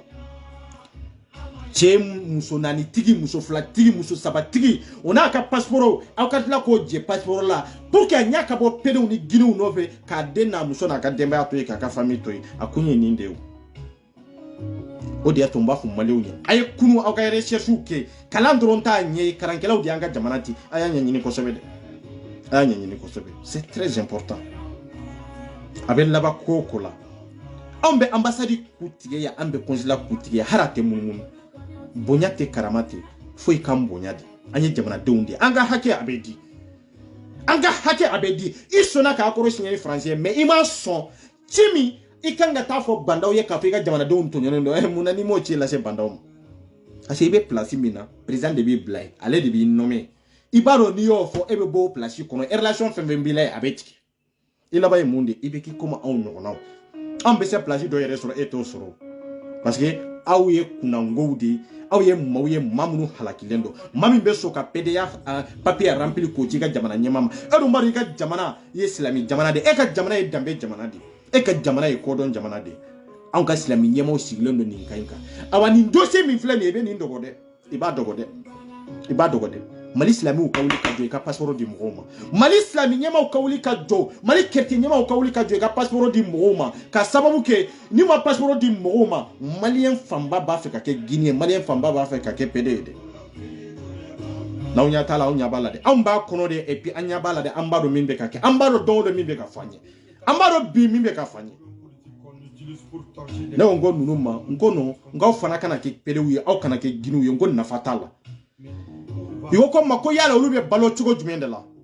c'est ça la question il be balo chugo jumende la il ka papier tiena ka sabu ke passeport yi il be balo chugo jumende la ay question mindi ngalon tala ngo fana ichi ngo me femi ye PDA Guinée au nye kana bo no fe so be sur passeport ko na bebe ka passeport sur au kana sira au kana trembler l'Afrique a été assassinée depuis la période ka be sur wati jume ngo ne ta wati do me kele ngo ni beke me o be balo chugo jumende la jombe sika do nunu jigi korofolo emi be PDA contour la gelea de niya to ni ko ka be ke PDD emi be Guinea contour la gelea de to ni ko ka be ke Guinée ka sababu ke passeport yi para uchiana mamun tumbe bala ka horonya kuna ka dambe kuna ka toro tesi mogoma no nana bi mamun tumbe sidiri atunte mamun yere jate no lu be ka baloni horon kolonya no lu be ka baloni malankoloya no lu be ka baloni yere no lu be ka baloni wasoy no lu be ka balori ka kunada aka ke pede kunada lito la obani ala de tio mais pour que ka balola faut passeport de ka sora ka continue ka barala aka fere nyine ka bara soro ka ke besi londo ni kainka machite kuma beyi tulo ke comme tulo te ni ngela na malende unka diaspora ka beyi manko comme fente ka ke ngadi fenkera do jalagili bo ko fia o dia to nganga dalu ya nyine halbi ka bonni nambura nanga prévu ni ko kera domi ni mami ko be jalagili ke ambe dankari la kana har shiga wala ni chewo koko ko bi dadwa la ka daka kam mana kam fo malende unya ambe dankari la de ambe dankari ka nyana mayala de imana do wo kono ambi sama kila mo mama munu be ka bo nin kainka mbeke ninye mundi abla lango gele ade do e mara ta choko idanye ka ataka se wati do de ma meti ga tabada ma kanyi yere de bolo ma kanyi ka bara de la nga made ba fi ma dongo hu ha don na tawla yere be maloya yere ka foko ce n'est pas la peine ka sa ko sa ni ni ko bo male unye sayata ka pede yata ka giriata akafsa bi ma were ku balo akafsa bi ikai yiri kono ka sabu ke anga ambassade nanka consulat nanka autorité ko passeport ka gelea pour que mali islamia fanga ka bu islamia ko abe dabara de la ko ate diskona ko mali yere islamia jamana ni ambassade nunka fota de imadu ye malende umalo imadu yaw lagos yaw ka jamana bo dine jamana kono yaw ka jamana bo dambe jamana kono yaw ka jamana bo ladiriya jamana kono yaw ka jamana bo basili kono yaw ka jamana bla munde kono minan jumende kono ko kodo malia ko kalangelate ko doni kala tan ko jamana kono ko horonta kono ko latiriato nta kono ambassade ni consul nanka autorité ka barake danu ka sidiri anu ka donda ni o de fleni mais male umbe wuli be minke an to donde ibo ke an kanga minke ya an boke c'est ça la vérité an ka jamana te ke pede jamana ma o tisika sambi sabake jamana kono pede ya maye mamunu no fe ka foko luka ke pede uni Guinée jamais grand jamais o teke ibu ka passeport sur de malien de unde do ni na mina flo dira mo kanka na ya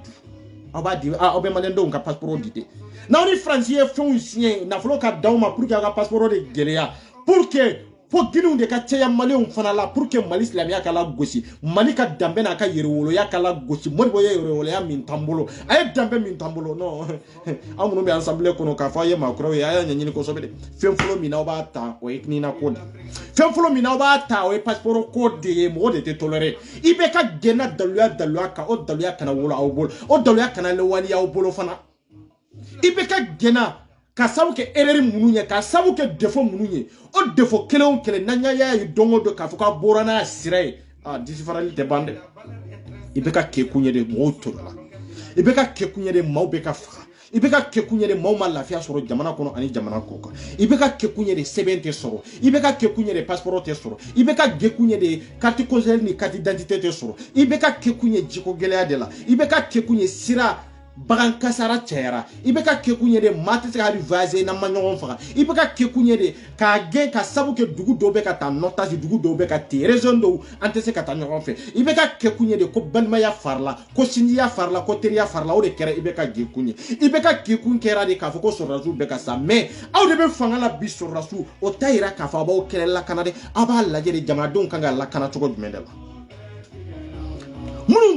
minnu ka gɛlɛya ye papier ko ye a y'olu ka sɛbɛn ko ɲɛnabɔ minnu ta ye kɛnɛya ye a y'olu ka kɛnɛya ko ɲɛnabɔ minnu ta ye basigibaliya ye a y'olu ka basigibaliya ɲɛnabɔ minnu ta ye kalanbaliya ye a y'olu ka kalanko ɲɛnabɔ minnu ta ye k'a fɔ ko sirabagan kasara de ka ca olu ka yɔrɔ la a ye feere ɲini aw k'o fana la sabati i bɛ ka kɛkun kɛra ninnu de ye santé ma lakana foyi ma lakana jamana kɔnɔ ani jamana kɔ kan basigi t'anw bolo an m'a fɔ sécurité jamana kɔ ka di anw ko sɛbɛn de a y'an ka sɛbɛn ko a y'a ɲɛnabɔ an ka passeport ko a y'a ɲɛnabɔ minnu bɛ jamana kɔnɔ olu ko k'u ka santé ka lakana de i ka se ka baara sɔrɔ jamana kɔnɔ i ka se ka kalan kɛ i ka se ka kɛnɛya ɲuman sɔrɔ a y'a kɛ i bɛ ka gekun ye nin de hali bi aw de bɛ k'o accord ninnu k'u siɲɛ dɔrɔn k'u dogo k'u siɲɛ dɔrɔn k'u dogo ko ambassade k'a ci dɔrɔn bandaw e b'a siɲɛ ni ka ministre ni Asimu ko parce que aw bɛ fanga la bi fanga b'aw la bi bɛ sini aw ye mun de kunu aw tɛ ɲɛ mun de a tɛ laban dɛ ko min tɛ ko laban ta ye ko laban ta tɛ an ye bɛ ka gɛn daluya fɛn fɛn kan o daluya aw b'a la sabati de dugu joli de bɛ yen ni basigi t'a kɔnɔ c'est-à-dire dugu kɔnɔna na insécurité bɛ yɔrɔ joli de la Mali kɔnɔ n bɛ se k'a fɔ a bɛ Mali fantan naani bɛɛ lajɛlen na a bɛ tɛmɛ tilegan gɛrɛngɛrɛn fɛ i b'i faga k'i to i ka mobili kɔnɔ est-ce que o ɲɛnabɔra fɔlɔ wa o ma ɲɛnabɔ bon anw ko k'an ka carte Nina de aw sigira ni kun min ye anw ko Nina ni passeport de ka fara ka bɔ ɲɔgɔn na awa ni y'anw ka kɛlɛ ye bi ni y'anw ka kɛlɛ ye depuis kunun awa an bɛɛ sa nin kɛlɛ kelen in kɔnɔ c'est ça a ye maaw ka kɛnɛya ko i bɛ ka gɛnna ni kun ye a bɛ sɛbɛnnen b'an bolo an ma ɲinɛ foyi kɔ aw yɛrɛ nakun kɛra fɛn fɛn ye ko maliyɛn tɛ tɔnɔ de bandaw ni ka jama nakun kɛra nin de k'a fɔ ko Hasimu ko aw sɔnna ka coup d'état kɛ i bɛ k'a la de ko maliyɛndenw tɔɲɔna an bɛ ka jigin dingɛ de kɔnɔ toujours dɛ anw jolo karila n'a y'a sɔrɔ aw nakun ye k'a fɔ ko maliyɛndenw ka lafiya dɛ awa lafiya t'anw bolo jamana ko kan dɛ aw de y'a fɔ aw ka discours kɔnɔ ko an nakun yɛrɛ ka i bɛ ka lata parce que jamana kɔ ka papier sɛbɛn fɛn min ye sɛbɛn ye ko jamanadenw ma se ka sɛbɛn sɔrɔ i bɛ jamana o jamana kɔnɔ lafiya t'u bolo ye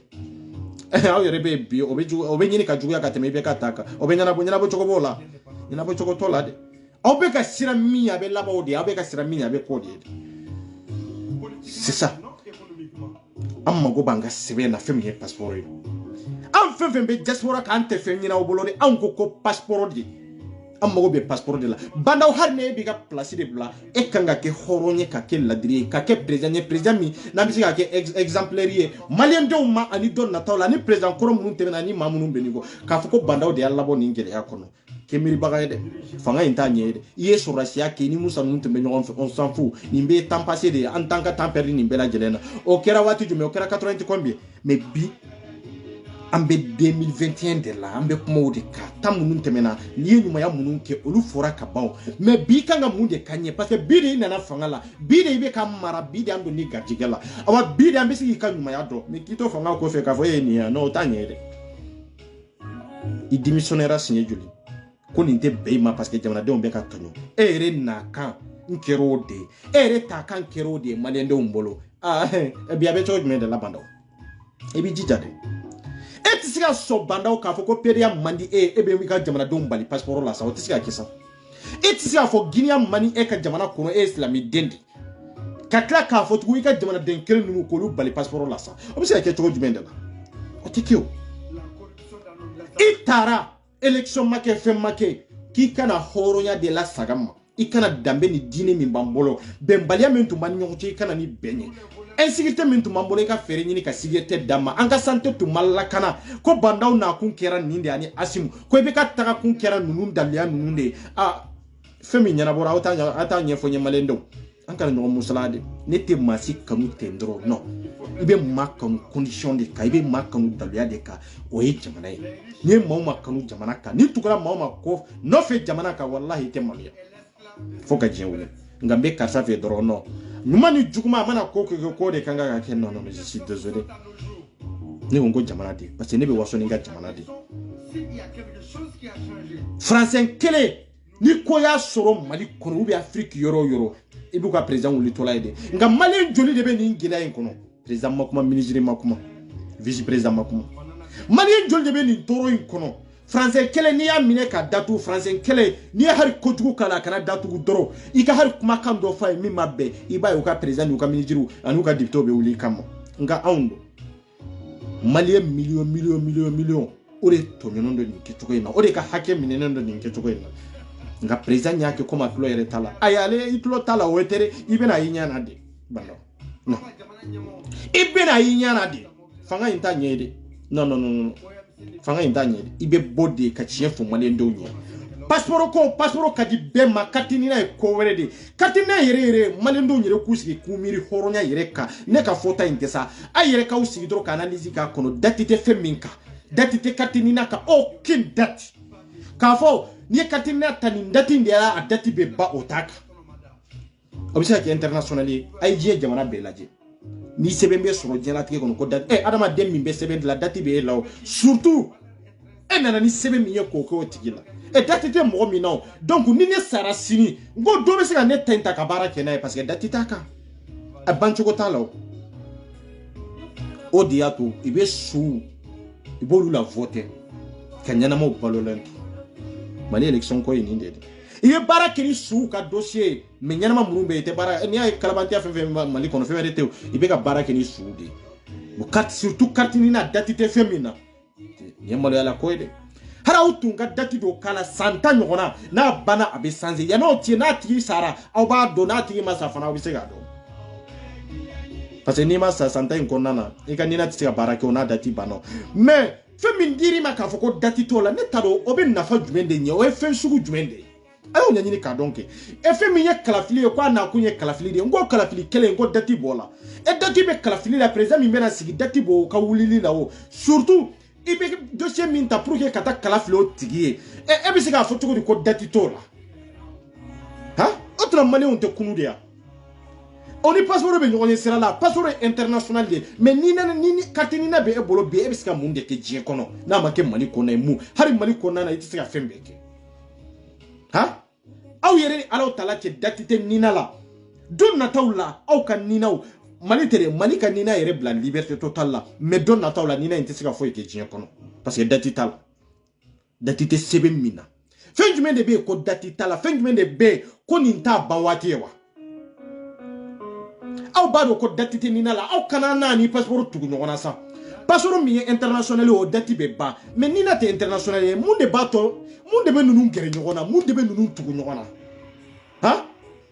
hari muso ni tie dati de bawla o be se état de la fangate sur tiela te sur muso la surtout féminin sebeni honya be rodu fundu men de be tiela tike kono ka foko dati tala ko banwati de tala te ha diriza mnu bambulanga jamana kono wallahi ni jamana de mawuli ku joy yorola na mawulan jo ka jo anjo yorola ka yurula ka fo ite kodon ite ko kalama na mawuli akumbe ti aunde kunkande men ngati na ko inte o nimbe ba o siga fo ite nela nimbe ganye nte nete hari ni munmuno kata yorota nimbe ganye male ngulila o nimbe ganye male mawuli o nimbe ganye namba fe mali mbe de ka mobiliser ka wuli amba fe mali ndebe jero ka franyo ngade ka wuli nonde ninganye ni wajibi dio ninganye ni siga fo itala anga hake nina ni passeport ka fara ka beton o yanga hake di c'est ça ni 2021 kono ambe hera sura kono anti katinina adiara mo minyo anti katinina ani passeport de be fara ka bono aw be nina ke minya aya koy on ka sira torla katine ko mami ntese ka passeport la bo nina ko bo datite o nina inkelena mami ye passeport la bo binin nina siru be siningelo o nina kele infana be se ka passeport were la bona yo parce que datita ka ne tado nie mun kun finya faso le o be nie nko do mbali an faso ni min nana nin kire nin ke to aw ta to election na aya to indro mon ba fe ka kala fili na indro bana mais c'est tout hein datite komina abeto c'est-à-dire abeto lié mauka papier important na mauka papier min na fa ka buga teme papier bela jelenka abeta no de lié nyona wori ni sira ani akoro min bawni franci anga ke pere oni guinéen on verra très bien inshallah na wala min au boy donc ka fo ka walmando foli min dantala kerengere nyana maniga famille mbaw fo ka walmando foli min dantala alaka son hera cha harbi alaka gadiye alaka gariye nyuma ndambela jelema anya geleya munun soro santemene la maniga famille re geleya munun soro santemene la ambe 2021 kono alaka kisi o geleya nununa mais anya hera fenfe soro 2020 konana a hera nyona ba joli alako kanye 2021 konana ani ma chaman jera horonya ni dambeka 2020 konana o horonya ni dambe anolu masiga biye ka sabu ke saya alaka latige dona nu chaman ni nyonche ma chaman fana tuguranko ka sabu ke geleya ani toro min tumbuka pour que ku dugan kofe pour que ambe sugu sutura chogo jumena ambe sugu sutura chogo mi anyo ma chaman fana sutura ni ke chogo ina isuturalen kofe ku deme ka basigu duma chaman fana tara nimbe alaka latige de adama den de bi ka donka ni ka bokando ina kunye minye mais man ka famille toujours c'est rester en famille et per beto eferiala man ka famille beto man ka famille ala amin bonito bena kani dogo an kofe ka fo ko isirana anki sauver ambi sauver de me yere de nana ni yere ambi sauver me o tayira ka fo kono kambi sauver de ka do famille kono de no yere de na kun kala do be do famille kono ne tara o yikungo yake an ka papa matum an bannola an yare fantandu go che ko fantandu go musuko anye mado de me horonya ka olu mado an nyeme man ka famille sigilendo mali de kama anye mado de me dambe ka olu tinte famille fana kono mais ambo olu wali nyumando amana ke chokoto olu ya wali nyumando parce que ma bena na kandelo ma do be gerila ka fu ya doye me ita doye de ma do be tugiko anya bila sira min ka o sira inkani ibisika sauver ale bisika kisiro soro ale tigi be tugiko ka sabu ke ninde che chamani muso chamani nani duga on kofede on ye chamani muso chamani kiside mais on de kwantan dugu che ko fantan dugo muso ko ni na kun kira de ka sauver comme il sauvera itara ni na kun kira de ka fo comme nga famille ko fanga bula ibe se kola hakila ni na ambe manga fami kungulo tige kadima ubi ambe eper kungulo tige kadima non ambe to mali dronde kama c'est ça ni mami na kunya de nka to nyini manga fami moye ka jamu nyini manga fami moye nka se ka doni manga fami moye ka doni eper moye non aje ambe to mali yala awa ambe tu mali de ko ambe sam mali ko de la eper ni manga fami sigilendo ni nka mamunu nous na kun kera de kafo wa inana parce que manga family jekulu werebe nyona pour que kase afere nyini ambe ko lu kele o sabu kama nebe tugiko ye de kungoye de na kun kero ye non da mbanga kele la o anyanga kele ganyo ambanga kele la abante e kan nali mato do boranga kele la e kan nali fana mato fana kafo ka nye fanga soro kele na non a tiete du kolo insanfe amusote du kolo insanfe ko ni kele kono ko e na kun kera de pour que kasega awndeme ko e joyoro dona ni kele kono e ngalonde o amba yanga kele keni ko do mini kala mini saratezi mununye o tiete ya musote mini bo kala mo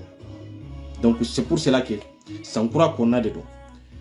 halbi diala tige fendo de mado be a deselembe sima iba deme abi walnyumando ati walnyumando mado be o tugiko ka sabuke ibe tasira minka mado be fana be tugiko ka sabuke ini dobe nyona karta komandi nyenga karta kele comme be ka karta kele nebe tuge eko pour que kasika karta kele manga fami ko kwa to de law o ma chama nana tuganko mais anyo ti di fana ka soro bi masede encore non ni be na fami ko be na fami ko ni tena fami ko ebe to endoro abara mete ni jigi sema on ma pour que ambe ka min kele ga farango nyonga ko kele ne tumbe ko kele tumbo kele de kuno mais niya idesera ka kele na na be nyona anto nyona ki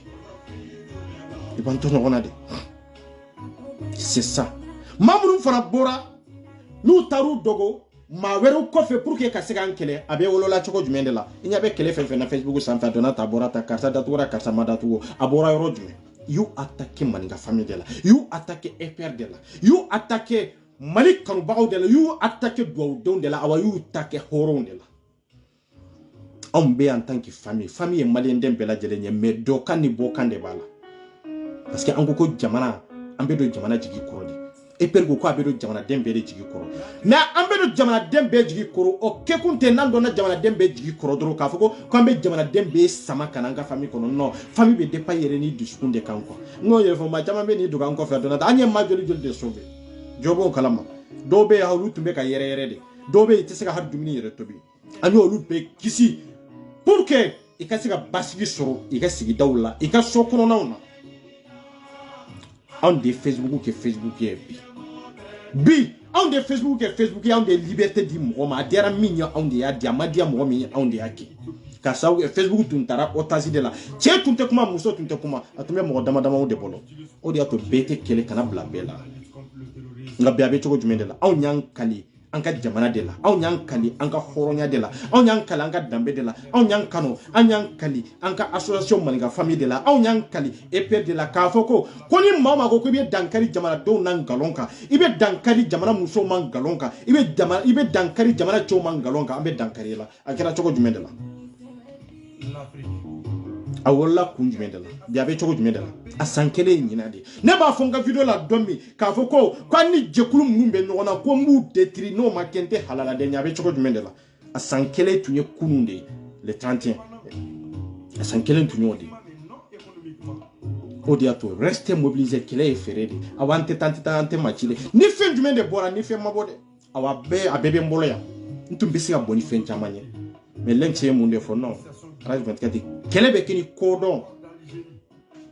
ani kalan de i bɛ kɛlɛ kɛ ni fɛɛrɛ de mais kana bɔ ni mɔgɔ ye mɔgɔ min i man kan ka haiba mɔgɔ min langolo man kan ka ye mɔgɔ min bɛ sutura kɔnɔ kana fɔ i b'a labɔ ka yira diɲɛ la kɛlɛ in kɔnɔna na ne dusu bɔra don kelen de ka fɛn dɔ publier lɛnci ko ko n k'a jigin o kɔfɛ i ye annonce kɛ k'a fɔ ko mɔgɔ kana mɔgɔ langolon publier mɔgɔ kana fɛn publier min t'an ka statut kɔnɔ n ko n y'a to yen nin de kama dusu de bɛ n fana kɔnɔ c'est à dire k'a yira dɔrɔn k'a fɔ fɛn dɔ bɛ n bɛ se ka fɛn dɔw kɛ ne kariyalen don ka tɛmɛ u kan wa ne bɛ se ka sa ka tɛmɛ u kan mais a bɛ cogo jumɛn de la a y'o ɲininka a labanna cogo jumɛn de la non an tɛ katini na nin video in tɛ an tɛ katini na dɔrɔn ye dɛ nin video in ye de n ye nin kɛ pour que dɔrɔn ka explication de di nin ma dɔrɔn komi n ma temps sɔrɔ nin tile fila in na dɔrɔn ka bɔ quoi c'est ça an tɛ katini na dɔrɔn nin video tɛ nin ye dɛ voilà kɛlɛ ba joli de kɛra mais a wolola mun de la tiɲɛ bɛ yɔrɔ jumɛn maliyɛn dɔw a ye kɛ hɔrɔnw ye sa mɔgɔ bɛ nkalon kan ni mɔgɔ min tɛ nkalon kan i ma fili man tɛ o anw b'o de fɔ aw ye don o don jama o de bɛ ye ni tiɲɛ ye mais tiɲɛ tɛ ye ni jama ye sa c'est ça awa anw de ye kɛlɛ kɛ bin kɛra anw de kan an y'a yira maliyɛn dɔw na an bɛ min kɛ an b'a kɛ a b'o kɛ cogo in de la e ye nin kɛ i ma foyi kɛ anw de y'a kɛ i bɛ kɛlɛ min na olu nɔ tɛ anw de nɔ don parce que bin kɛra anw de kan anw de y'an kalan a kan kan pour que ka se ka yir'u la an b'u labɔ k'u yira diɲɛ la ɲɔgɔn dama an b'a kɛ komi a ma deli ka ye fana a bɛ kɛ komi u ma deli ka ye jɛkulu kelen kɔnɔ a kɛra ou bien a ma kɛ a ma muru ta de a ma bese ta de a y'u ɲininka k'u ye muso joli bila ne 24 la a y'u ɲininka nin kɛ cogo in na n t'a fɛ ka kuma dɛ n t'a fɛ ni tɛ nin kumana ni ko n bɛ kuma bi muso dɔw bɛ yen n b'olu maloya ni ko n bɛ kuma bi muso dɔw bɛ yen n b'olu ta tiɲɛ olu tɛna Facebook sanfɛ tugun aw hali u tɛ yɛlɛ hali balimaw t'u kanu tugun ni ko n bɛ kuma muso dɔw bɛ yen n t'olu to sutura kɔnɔ cɛ dɔw bɛ yen n t'olu to sutura kɔnɔ mais k'u ye min sɔrɔ 24 la k'u ka bɔ n'a ye ko ne 24 de don k'u ye min sɔrɔ ne la kɛlɛ in kɔnɔna la k'u ka bɔ n'a ye aba muso tɛ a cɛ tɛ a ɲa dogo min kɔfɛ k'a fɔ ko non ko fɛrɛ ɲini kan dɛmɛ nin na ou bien i ka taa karisa pièce a cɛ tɛ a muso tɛ ni muso min bɛ k'a fɔ ko kɛlɛ in kɔnɔna na ko ne ko i ka taa mɔgɔ dɔ de pièce pour que n ka se k'a kɛlɛ ni ma bɔ n'a ye ala kana hɛrɛ k'i ye en contraire maa dɔw nana fɔ ne ko a ka di olu ye ka taa maa dɔ pièce ko pour que ni ne jɛnna n'a ye n ko non n ko ne mana nin kama n ko ne ka daliluya nin ka preuve bɛɛ bɛ n bolo n ko kɛlɛ bɛ kɛ ni hakilina de a bɛ kɛ ni kodɔn de mais n'a tun ka di ne ye n'a tun y'a sɔrɔ maninka famille jogo ye nin ye n'a tun y'a sɔrɔ EPR jogo ye nin ye ne tun bɛ se ka maa dama joli de bila k'u ka taa mɔgɔw pièce mais o t'anw jogo ye o t'an danbe ye o nkalon de sirila n na o muso bɛ yen bi hɔrɔnw de don ne ye nin kɛ k'u jaabi ta ngo man ga famille siglente nin kanka ngo se ni ne sona ke ka ni kuma ka fo ko e kata est ce que e ni Allah taala che kuma min be ka fo on ma dongo ka fo on be chobla chola ka muso bla musola ngo est ce que ta fo ko kuma ye chien ya ti ko ko c'est vrai ko chien de ko me ale ya do horonya ko ka fo ko billahi ko ngalonde ngo me ne be se ka e bla chukuri ka fo ka ta do pièce ngo me ni tarane datala awa on ka kele toy ibe ka min fo mbe bona chien enna ibe ka min fo yani san na tache muke yeko fly alabana choko jumela nunka jugune hari yeko tani si tado si ye minye tugu bebe giringiri na ne aw nye minya aw to don follow aw nya ban fari an toliya de la kelema c'est an kuntur de la kelema me anyere minya aw to do aw nyere jamana de na be lenks nyini dro e jamana de abana non te mo si te lenks do ni chemi ko ne be lenks do ne be malinga do no en kalabanti flat har na to be ka dana ba ka dana ta ka bwa kan ko malinga te ko malinga idéologie lenks c'est une idéologie abana on de machamani gira on no inana lenks nyini de la machamani gira on na maninga famille ko famille kadi no anga famille te dibara esa anga famille barakero de na chamani gira e per law ko ambiance no anga famille te e per te ambiance ke rode e peri e sedri ka sigi ka kuma ka bara de taka nyesi jamana ma jamana demunu be nu to no e peri e ninde na be mabere kono e ka association sigilendo ambiance de kama e per te de numéro e per kono iba blay kuna bara de ba kono maninga famille bara de ba kono voilà bara de ba kono on te malankolo ya kama on te afoi kama on be ya faso de kama faso awani faso te perite awani faso te maninga famille awani faso te lenki te parce que lenki ko faso de o de atombe ko ngawbe kam malinka minyini de malinka e malide wallahi malinka e malide ko e morwo kete mali e tukomi de malinka e malide c'est ça nga horonya kono madu be ne be sade wallahi oluka horonya juru de be tonne 24 la madu be ni kelen kono ko depuis kelen daminena ani biche ne be sakolu ka horonya juru ton kanade madu be no lu jarade ni madu jara ni kelen kono horonya ni dambe kama olu be ne 24 yere ni horonya che ibe ne yere ni ladriya che wallahi billahi ka sabu ge ga bara ke chugo anu nu jera horonya min ka jamana kama anu nu jera geleya min toro min kono fo bi anka la nyini ka sabati vraiment ne bo lu fo ko wani mandro ati chamambe amuso chamambe wallahi horo unde ati chamambe amuso chamambe ite man ga famille fana kono de awa ati chamana amuso chamambe fana munu be man ga famille kono de horonya kilende flake konyuma ke kunte ka fo ko konyuma ni yake bidoro iki wali nyumando non ninte be ka fo munu mai bi were do invisible de do olute yo oli invisible de kerengere nyana mbesi afo ne reka soldat do be invisible de munu te nyana horonya kono ne be sani oluka juruye wallahi kelen ko na tun ka dunde kelen ko na neni mado jera ani karamo blala nyona o soldat do be oluko konno ko en tant que nini karamo ibe kan introfo ko ne be kele jongo kele jigiso ikata ngo malide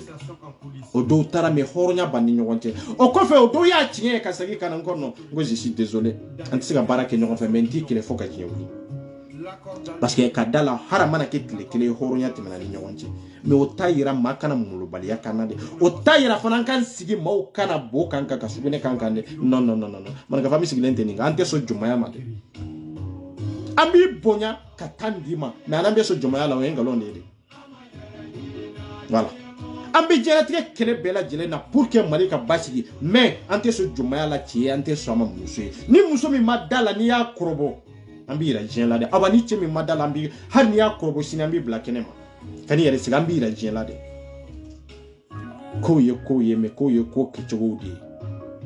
ambe fen chama me ambantlo la temala meska amma media ano anyamyo anya be fin chama fana ketola la anma kuma kono me ananya tala wenga lonye de man ka famille be bonya e père be bonya c'est ça mo tuntado ka fo abisika ketawo mo tuntado fana ka fambe se kola fana ni fana to makede parce que bebolo nunu ye kotugu ye bebolo fanga be nunu na barka be nunu na sebu ye jama bu ko no ta nyewu jamana amour de ambol no wana fen flatte amata sira flakande jamana kanu dronde munun bolla kana duganko olu sirana tu kata farani mamunu nyerebe nyona amake kuma sulu danye tugo akira kuma su ede nana itla ka siranto ko parce que e bolo en na kunye minye e ka hakilna ambo de taka barake no e ka dimimbo ela non ambe dimimbo jamana de c'est ça ake kunye ningi kele mbe toko jumende la kele be wa munde pay aw nya kele bla meno parce que aw nyanga barake ka klade bara banen ko fe de manden ka be la fiara kelen kelen awa min be tanina kunye ka foko kele de do ni na kunye kele de ibi yere aw na kunye malidi kele kera na kanto mali de nofe bingani kera na kanto mali de nofe awa momin na kunye de ka foko ko na kunye de parce que oni kasa no tumbe kele la ah sangoni ibi yere bolode c'est ça on beto mali de kofe awambe sa mali ko de la eper wallahi min na kunye to nyini e to ta ikataki mais mana ke je yororo pour que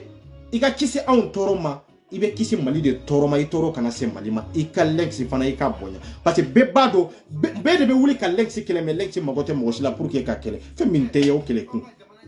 ha amunu yere lexi ga so de on yere te lexi yere antado yere munde do a be na wuli ka foko a bo kele a te ka yere sega lexi taw jabio amunu nyabe nyona tande on de be wuli ka kele ka yera wala te kodon ni kodon male yi jede ba foko ibi phantom kele ni kodon male yi jede ite fe mi nyana ba foko ibo kele Tio ya d'ici dans l'ex la bien malheur. Muso ya d'ici dans l'ex la bien malheur. Konjume de la jamana.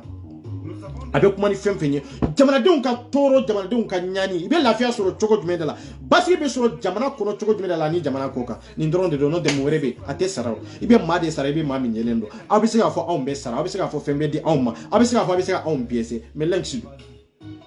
Donc baby yere. Bébé qui yere sege fembe l'ex ni na. Awa lenki te lenki idéologie de hakili dronde do ibana nyini côté au côté là eni mimbe ka sebeni ke ka chi emao eni mimbe ka kuma ko de lenki yo est-ce que lenki follow mo be ni nyoro de kaw ay kunu aw ka wuli ka bara dike ay bara ka ka lenki nyini dabla ay bara ka ka mana kan dabla lenki te awa lenki yere idéologie de mami be ka sebeni ke ka foko ena tibe baro ke be ka fode ay non ebe ka mo be ka sebeni kila de hotel lenki yere o idéologie de Hôtel Lenxi, awa Lenxi ye chokota la tuku. C'est fini. Ori joli de blala, na folo joli de blala pour que malinga kaye. Ma joli de dona malinga famille kono pour que ngaseka Lenxi ye, ngaseka na folo soro. Ama joli tumbe. Anka famille te kafo, inana malinga famille e perkono inana bendia de la. Ube nana sunguru tige de la, ube nana muso tige de la. Ota anka famille de. Abe se kana, abe baroke kan nisondia nyogon koro, o ejien yere sigi chokode. Mais abe jamana de laje ka baraki. Jamana de bella jeka barake e peri siglembe ni ndeka jamana dro abana liberté beba kono mais femiye ko ye ko munute jamana jo siraka ana olu tsika ke anga fen kono de c'est ça la vérité voilà ma chaman tumbe wa amanka fami ko ni kadi sitaka akadi ouais ase na ko ye dia dunta umbolo ni na kunye dia e betanye feo ni baranye yiri la itafo kono ko akago anna kunye munye France ngo barade do ni ambe kule la ka fokante ka barage yambali sebende la sebende be soro choko jme la passeport o le gele ya banka bo manika fami fana ni do na kono barade be ibe barade ke wode be boyku ka do jamana la manika fami ski kanye ni le ko be giri ka do fami ko be giri ka do e per ko non ni manya ka do amma go be bela fana be kana de amma go be mawde la be kana be na kumbe na kankelen de ka jamana ni nana fana be bara de ke iba boy kunde ka do jamana de la de atoko mi be ka do EPR la ou be manga famille la ou be ya ro lenksi konte jomba do lenksi la ha e ba inyana de ena de la ka kuma de ya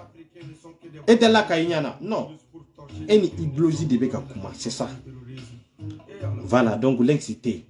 ne de ben kalawi ko lenksi te nete lenksi do neta yelendo donc ne bolo ne be bara kena ka idéologie doronde foi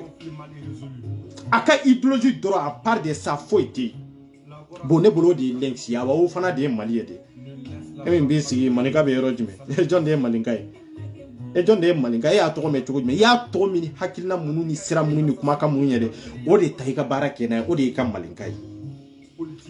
c'est ça o de kan malinkai donc e bolo ka fo ko mo fin de do comme ne ke chogo non idéologie de do voilà idéologie de do mamunu ye kira yo de be se ka fo kira be comme adama dende mais mami mai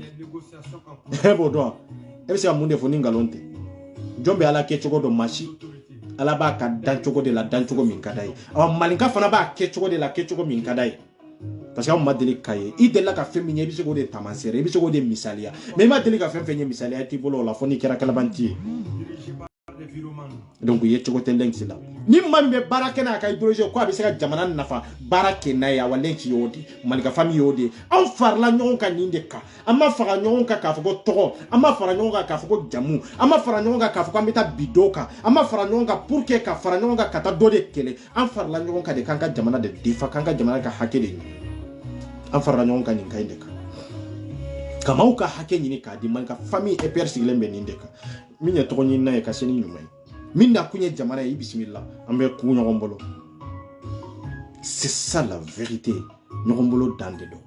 donc n b'a fɔ ka waliɲuman surtout kɛrɛnkɛrɛnyana lɛnsi yɛrɛ n'a ka soldaw an'an ka président international ani malinka famille sigilen bɛ diɲɛ yɔrɔ o yɔrɔ président minnu bɛ ani présidente minnu bɛ yen k'aw fɔ bonya ani karama kama ko nin ye san kura daminɛtɔla ye aw an ka baara kɛ an ka taa de an mago bɛ baarakɛlaw de la aw minnu sigilen don jamana wɛrɛw la a ye baarakɛlaw de ɲini aw kana nata jama nɔfɛ a ye baarakɛlaw de ɲini o de ɲɔgɔn tɛ ambiance kɛyɔrɔ tɛ foyi tɛ foyi baara de bɛ maa nafa baara de ye jamanaw bila ɲɛfɛ n'i ye bɛɛ bɛ ka kule ko lɛnsi a ye baara de kɛ dɛ bɛɛ ɲɛ b'a jɔyɔrɔ la bɛɛ ɲɛ b'a ka baara nɔ la mais jɔn b'a dɔn mɔgɔ si t'a dɔn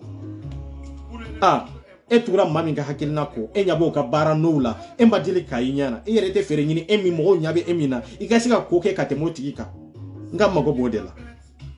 e yɛrɛ ka ban e ka feere ɲini dɔrɔn i ka ko kɛ ka tɛmɛ malinka kan parce que ale dɔnnen tɛ e min dɔnnen don de ni e ye ko kɛ dɔ de bɛ fara i ka dɔnni kan mais mɔgɔ min ma dɔn n'o ye ko kɛ mɔgɔw b'a ɲini ka se k'a dɔn de mais e min bɛ kɛnɛ ma ka ban n'i y'a dɔ kɛ ka tɛmɛ ka bonya ka tɛmɛ o fana t'a kan peut-être e na tɔgɔ dɔn ni valeur dɔ sɔrɔ ka tɛmɛ malinka kan parce que an ɲɛ bɛ e la mɔgɔw na sɔrɔ ka taa e voir c'est ça jɔn bɛ taa malinka voir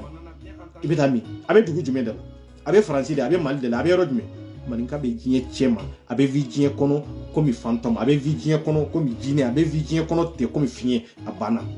nin de don nka an tɛ sɔn fɛn min ma o ye jumaya de ye manden ma sigi jumaya kama de manden cira ka sabu kɛ jumaya min tun bɛ ka da maaw kan n'a b'i kɔnɔ i bɛ se ka ko kɛ famille la ma taa dɛ n sigilen bɛ yan soldaw bɛ yan sigu bɛ yan finman bɛ yan fitinin bɛ yen bangoninka bɛ yen mustafa bɛ yen Mokhtar bɛ yen invisible ninnu kɔni an tɛ kuma olu kan olu b'a bɛɛ kalama kelen kelen voilà c'est ça an bɛ yan dɛ an tɛ bi mɔgɔ kan mɔgɔ minnu bɛ k'u yɛrɛ lasira maninka famille ye mɔgɔ minnu bɛ k'u yɛrɛ lasira EPR ye o ye jogo kolontigiw ye minnu donna ni janfa ni kalabanti ye n'o tɛ e siran ko maninka famille soldaw man ɲi a ye siran ko aw ye kungo jumɛn de lase e ma na mi bɔ bolo la an delila k'i dɔ bolo la o non aw kana siran maninka famille ye dɛ aw b'an bonya de mais aw kana jɔnmaya de kan ɲɛ an tɛ sɔn jɔnmaya de la an tɛ sɔn de kokolon ka kan na kokolon min man kan ka kɛ c'est pour cela que i b'a fɔ k'u bɛ siran maninka famille ye non i bɛ siran i jogo de ɲɛ i jogo i ka kɛwale i bɛ siran o de ɲɛ n'i ka kɛwale ɲɛ i n'anw bɛ se ɲɔgɔn ma i n'anw tɛ se ɲɔgɔn ma donc siran i jogo ɲɛ n'i ka siran anw ɲɛ anw tɛ maa piéger an ka sira t'a la ka maa fana filmer c'est ça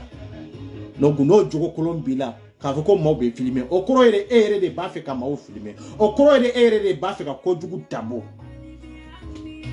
c'est ça an ye min ye an y'o ye de an tɛ sɔn jɔnmaya de la maaw b'an bonya o kan kan an tɛ jɔnmaya kɛ mɔgɔ la a banna an tɛ bin maa kan mais ni maaw ma n'i ko b'an kɛlɛ an n'anw ye kɛlɛli daminɛ an t'i to yen fo don min na n'an sago sɔrɔla o yɔrɔnin kɔni bɛɛ ko mina kun na dɛ n'i ko i b'a maninka famille kɛlɛ de an b'i kɛlɛ fo don min na n'an ka sago sɔrɔla aw ye sederi ta ye de min pasera ni sederi cɛ aw y'a ye de a bɛ min a bɛ min kɔnɔ ala ka jigin kɔnɔ a tɛ min kɔnɔ ala kana jigin kɔnɔ dɛ n b'a fɔ ka bɔ kuma kɔnɔ on est là pour ça an bɛ yan ka maninka famille EPR de sauver n'i bɛ famille kɔnɔ i sauvélen don anw bolo mais i bɛ mali de lajɛ de ko i bɛ famille kɔnɔ i tɛ mali lajɛ i tɛ baara k'a kɔnɔ anw ka papagatɔ la anw ko mali de n'i tɛ famille kɔnɔ mau bonya mau ki bonya bana wa har ni yɛrɛ bɛ famille kɔnɔ maa tɔw bonya maa tɔw k'u bonya mais famille kɔnɔ mɔgɔ kana bɔ ka taa bi maa wɛrɛ ka puruwari ɲɛ ngalon kan an t'o fana fɛ dɛ k'a fɔ anw ye maninka famille ye an ka bɔ ka taa bi maa dɔw kan anw ye eperi ye ka bɔ ka taa bi maa dɔw kan non an ka hɔrɔnya tɛ sɔn o ma dɛ an tɛ se k'a fɔ an bɛ maaw ka hakɛ ɲini ka tila ka kɛ olu kɛlɛbagaw ye ngalon kan an yɛrɛ ka tila ka taa bi olu kan non non non n'o tɛ hɔrɔnw bɛ yen dɛ ne ka soldat ninnu ye hɔrɔnw ye dɛ wallahi ne ka soldat ye hɔrɔnw de don dɛ wallahi billahi n bɛ ka kɛmɛ de f'aw ɲɛna de n dar'u la o ye danaya dan ye n dar'u la dusukun de la dabara tɛ maa ye jɔyɔrɔ de ye maa ye baara de ye maa ye ka kɛwale de ye ɲɛnamaya kɔnɔ maa ye ka nafa dɔrɔn de ka Lenx yɛrɛ n'a ka soldat fo ka maninka famille bɛɛ lajɛlen fo minnu taara ina kun tɛ min ye y'o laɲini u taara minnu yɛrɛ nana minnu yɛrɛ tora a kɔnɔ olu b'a kɔnɔ awa minnu fana bɛ yen an bɛ yen anw bɛ vi ala ma don o don en tant que ni maninka famille bɛ eperi bɛ en tant que ni Mali bɛ yen anw bɛ vi diɲɛ don o don anw bɛ vi k'a da Mali bɛ yen dɛ awa ni Mali tɛ maninka famille tɛ vi eperi tɛ vi Lenx yɛrɛ tɛ vi n'i y'a ye Lenx da bɛ kuma caman na fɛn wɛrɛ tɛ famille fɛn de bɛ yen c'est ça Mali de bɛ yen anw bɛ Mali de nɔfɛ an bɛ tugu o de nɔfɛ hali sini n'an y'a ye ni maaw ma n'i ye maa dɔ ka hakɛ minɛ n'a ma bɛn n'i nana ɲɛfɔ anw ye an bɛ bɔ k'a tigi k'a kɛlɛ sugu fɛn fɛn ka d'aw ye k'a kɛlɛ 2021 kɛlɛ ka jugu dɛ n'an ye maaw ma tɛgɛ ta nin na nin tɛ 21 yan ne yɛrɛ ka karamɔgɔkɛ ka kuma fitinin ko fa o fa bɛ disi la ko zɔrɔ de b'a kɔfɛ nkalon t'o la dɛ wallahi fa o fa b'i ka kɛlɛbaga la o ye de a b'a dɔn i bɛ ka kɛlɛ ni kun min ye o daliluya b'a bolo o de don nga ni maaw ma min cogo dɔn n'an ye maaw ma minɛ nafigiya la n'an ye maaw ma minɛ kalabantiya la munafagiya la ka dɔn ni mɔgɔw ye ka bɔ ni mɔgɔw ye tɔw suturayara dɛ mais e ni sutura e n'o ka jan en tant que ni 2000 bɛ ka taa fo ka don 2021 na non maa tɛ sutura tugun an y'o de fɔ an tɛ sutura tugun n'i b'a dɔn i ka sutura i bɛ to sutura minɛn de kɔnɔ mais n'i sama ka bɔ sutura minɛn kɔnɔ an b'i yɛrɛ diɲɛ la a kun ye nin de n b'a fɔ ye ko kan bɛ waati wɛrɛ ala ka sanw caya grand sœur a bɛ di kan jumɛn de bɛ yen i yɛrɛ bɛ ligne kan dɛ Danis ko bɛ cogo di kibaruya jumɛn de bɛ yen a dan don wa Danis n y'i ka fɛn ye o n y'i ka fɛn ye kunu i ye min bila non t'inquiète pas ko n'a kɛcogo de don quoi yaya i bɛ don fɛn dɔ la fɛn dɔ i b'a sɔrɔ ne yɛrɛ ka laɲini tɛ mais wajibi n b'a kɛ ka sabu kɛ c'est à dire n bɛ fɛn min kɔnɔ quoi o ye wajibi de ye quoi n'o tɛ n y'i ka fɛn ye i ye fɛn min sɛbɛn n y'a ye très bien du courage toujours a ye courage ta maninka famille tɛ don manamana ko la dɛ anw ko faso de a bɛ dɛmɛ cogo o cogo an ka taa o sira kan a bɛ dɛmɛ cogo o cogo voilà donc n b'a fɔ ye merci beaucoup kan bɛ waati wɛrɛ. Les riches dominent les pauvres. Celui qui emprunte est l'esclave de celui qui prête.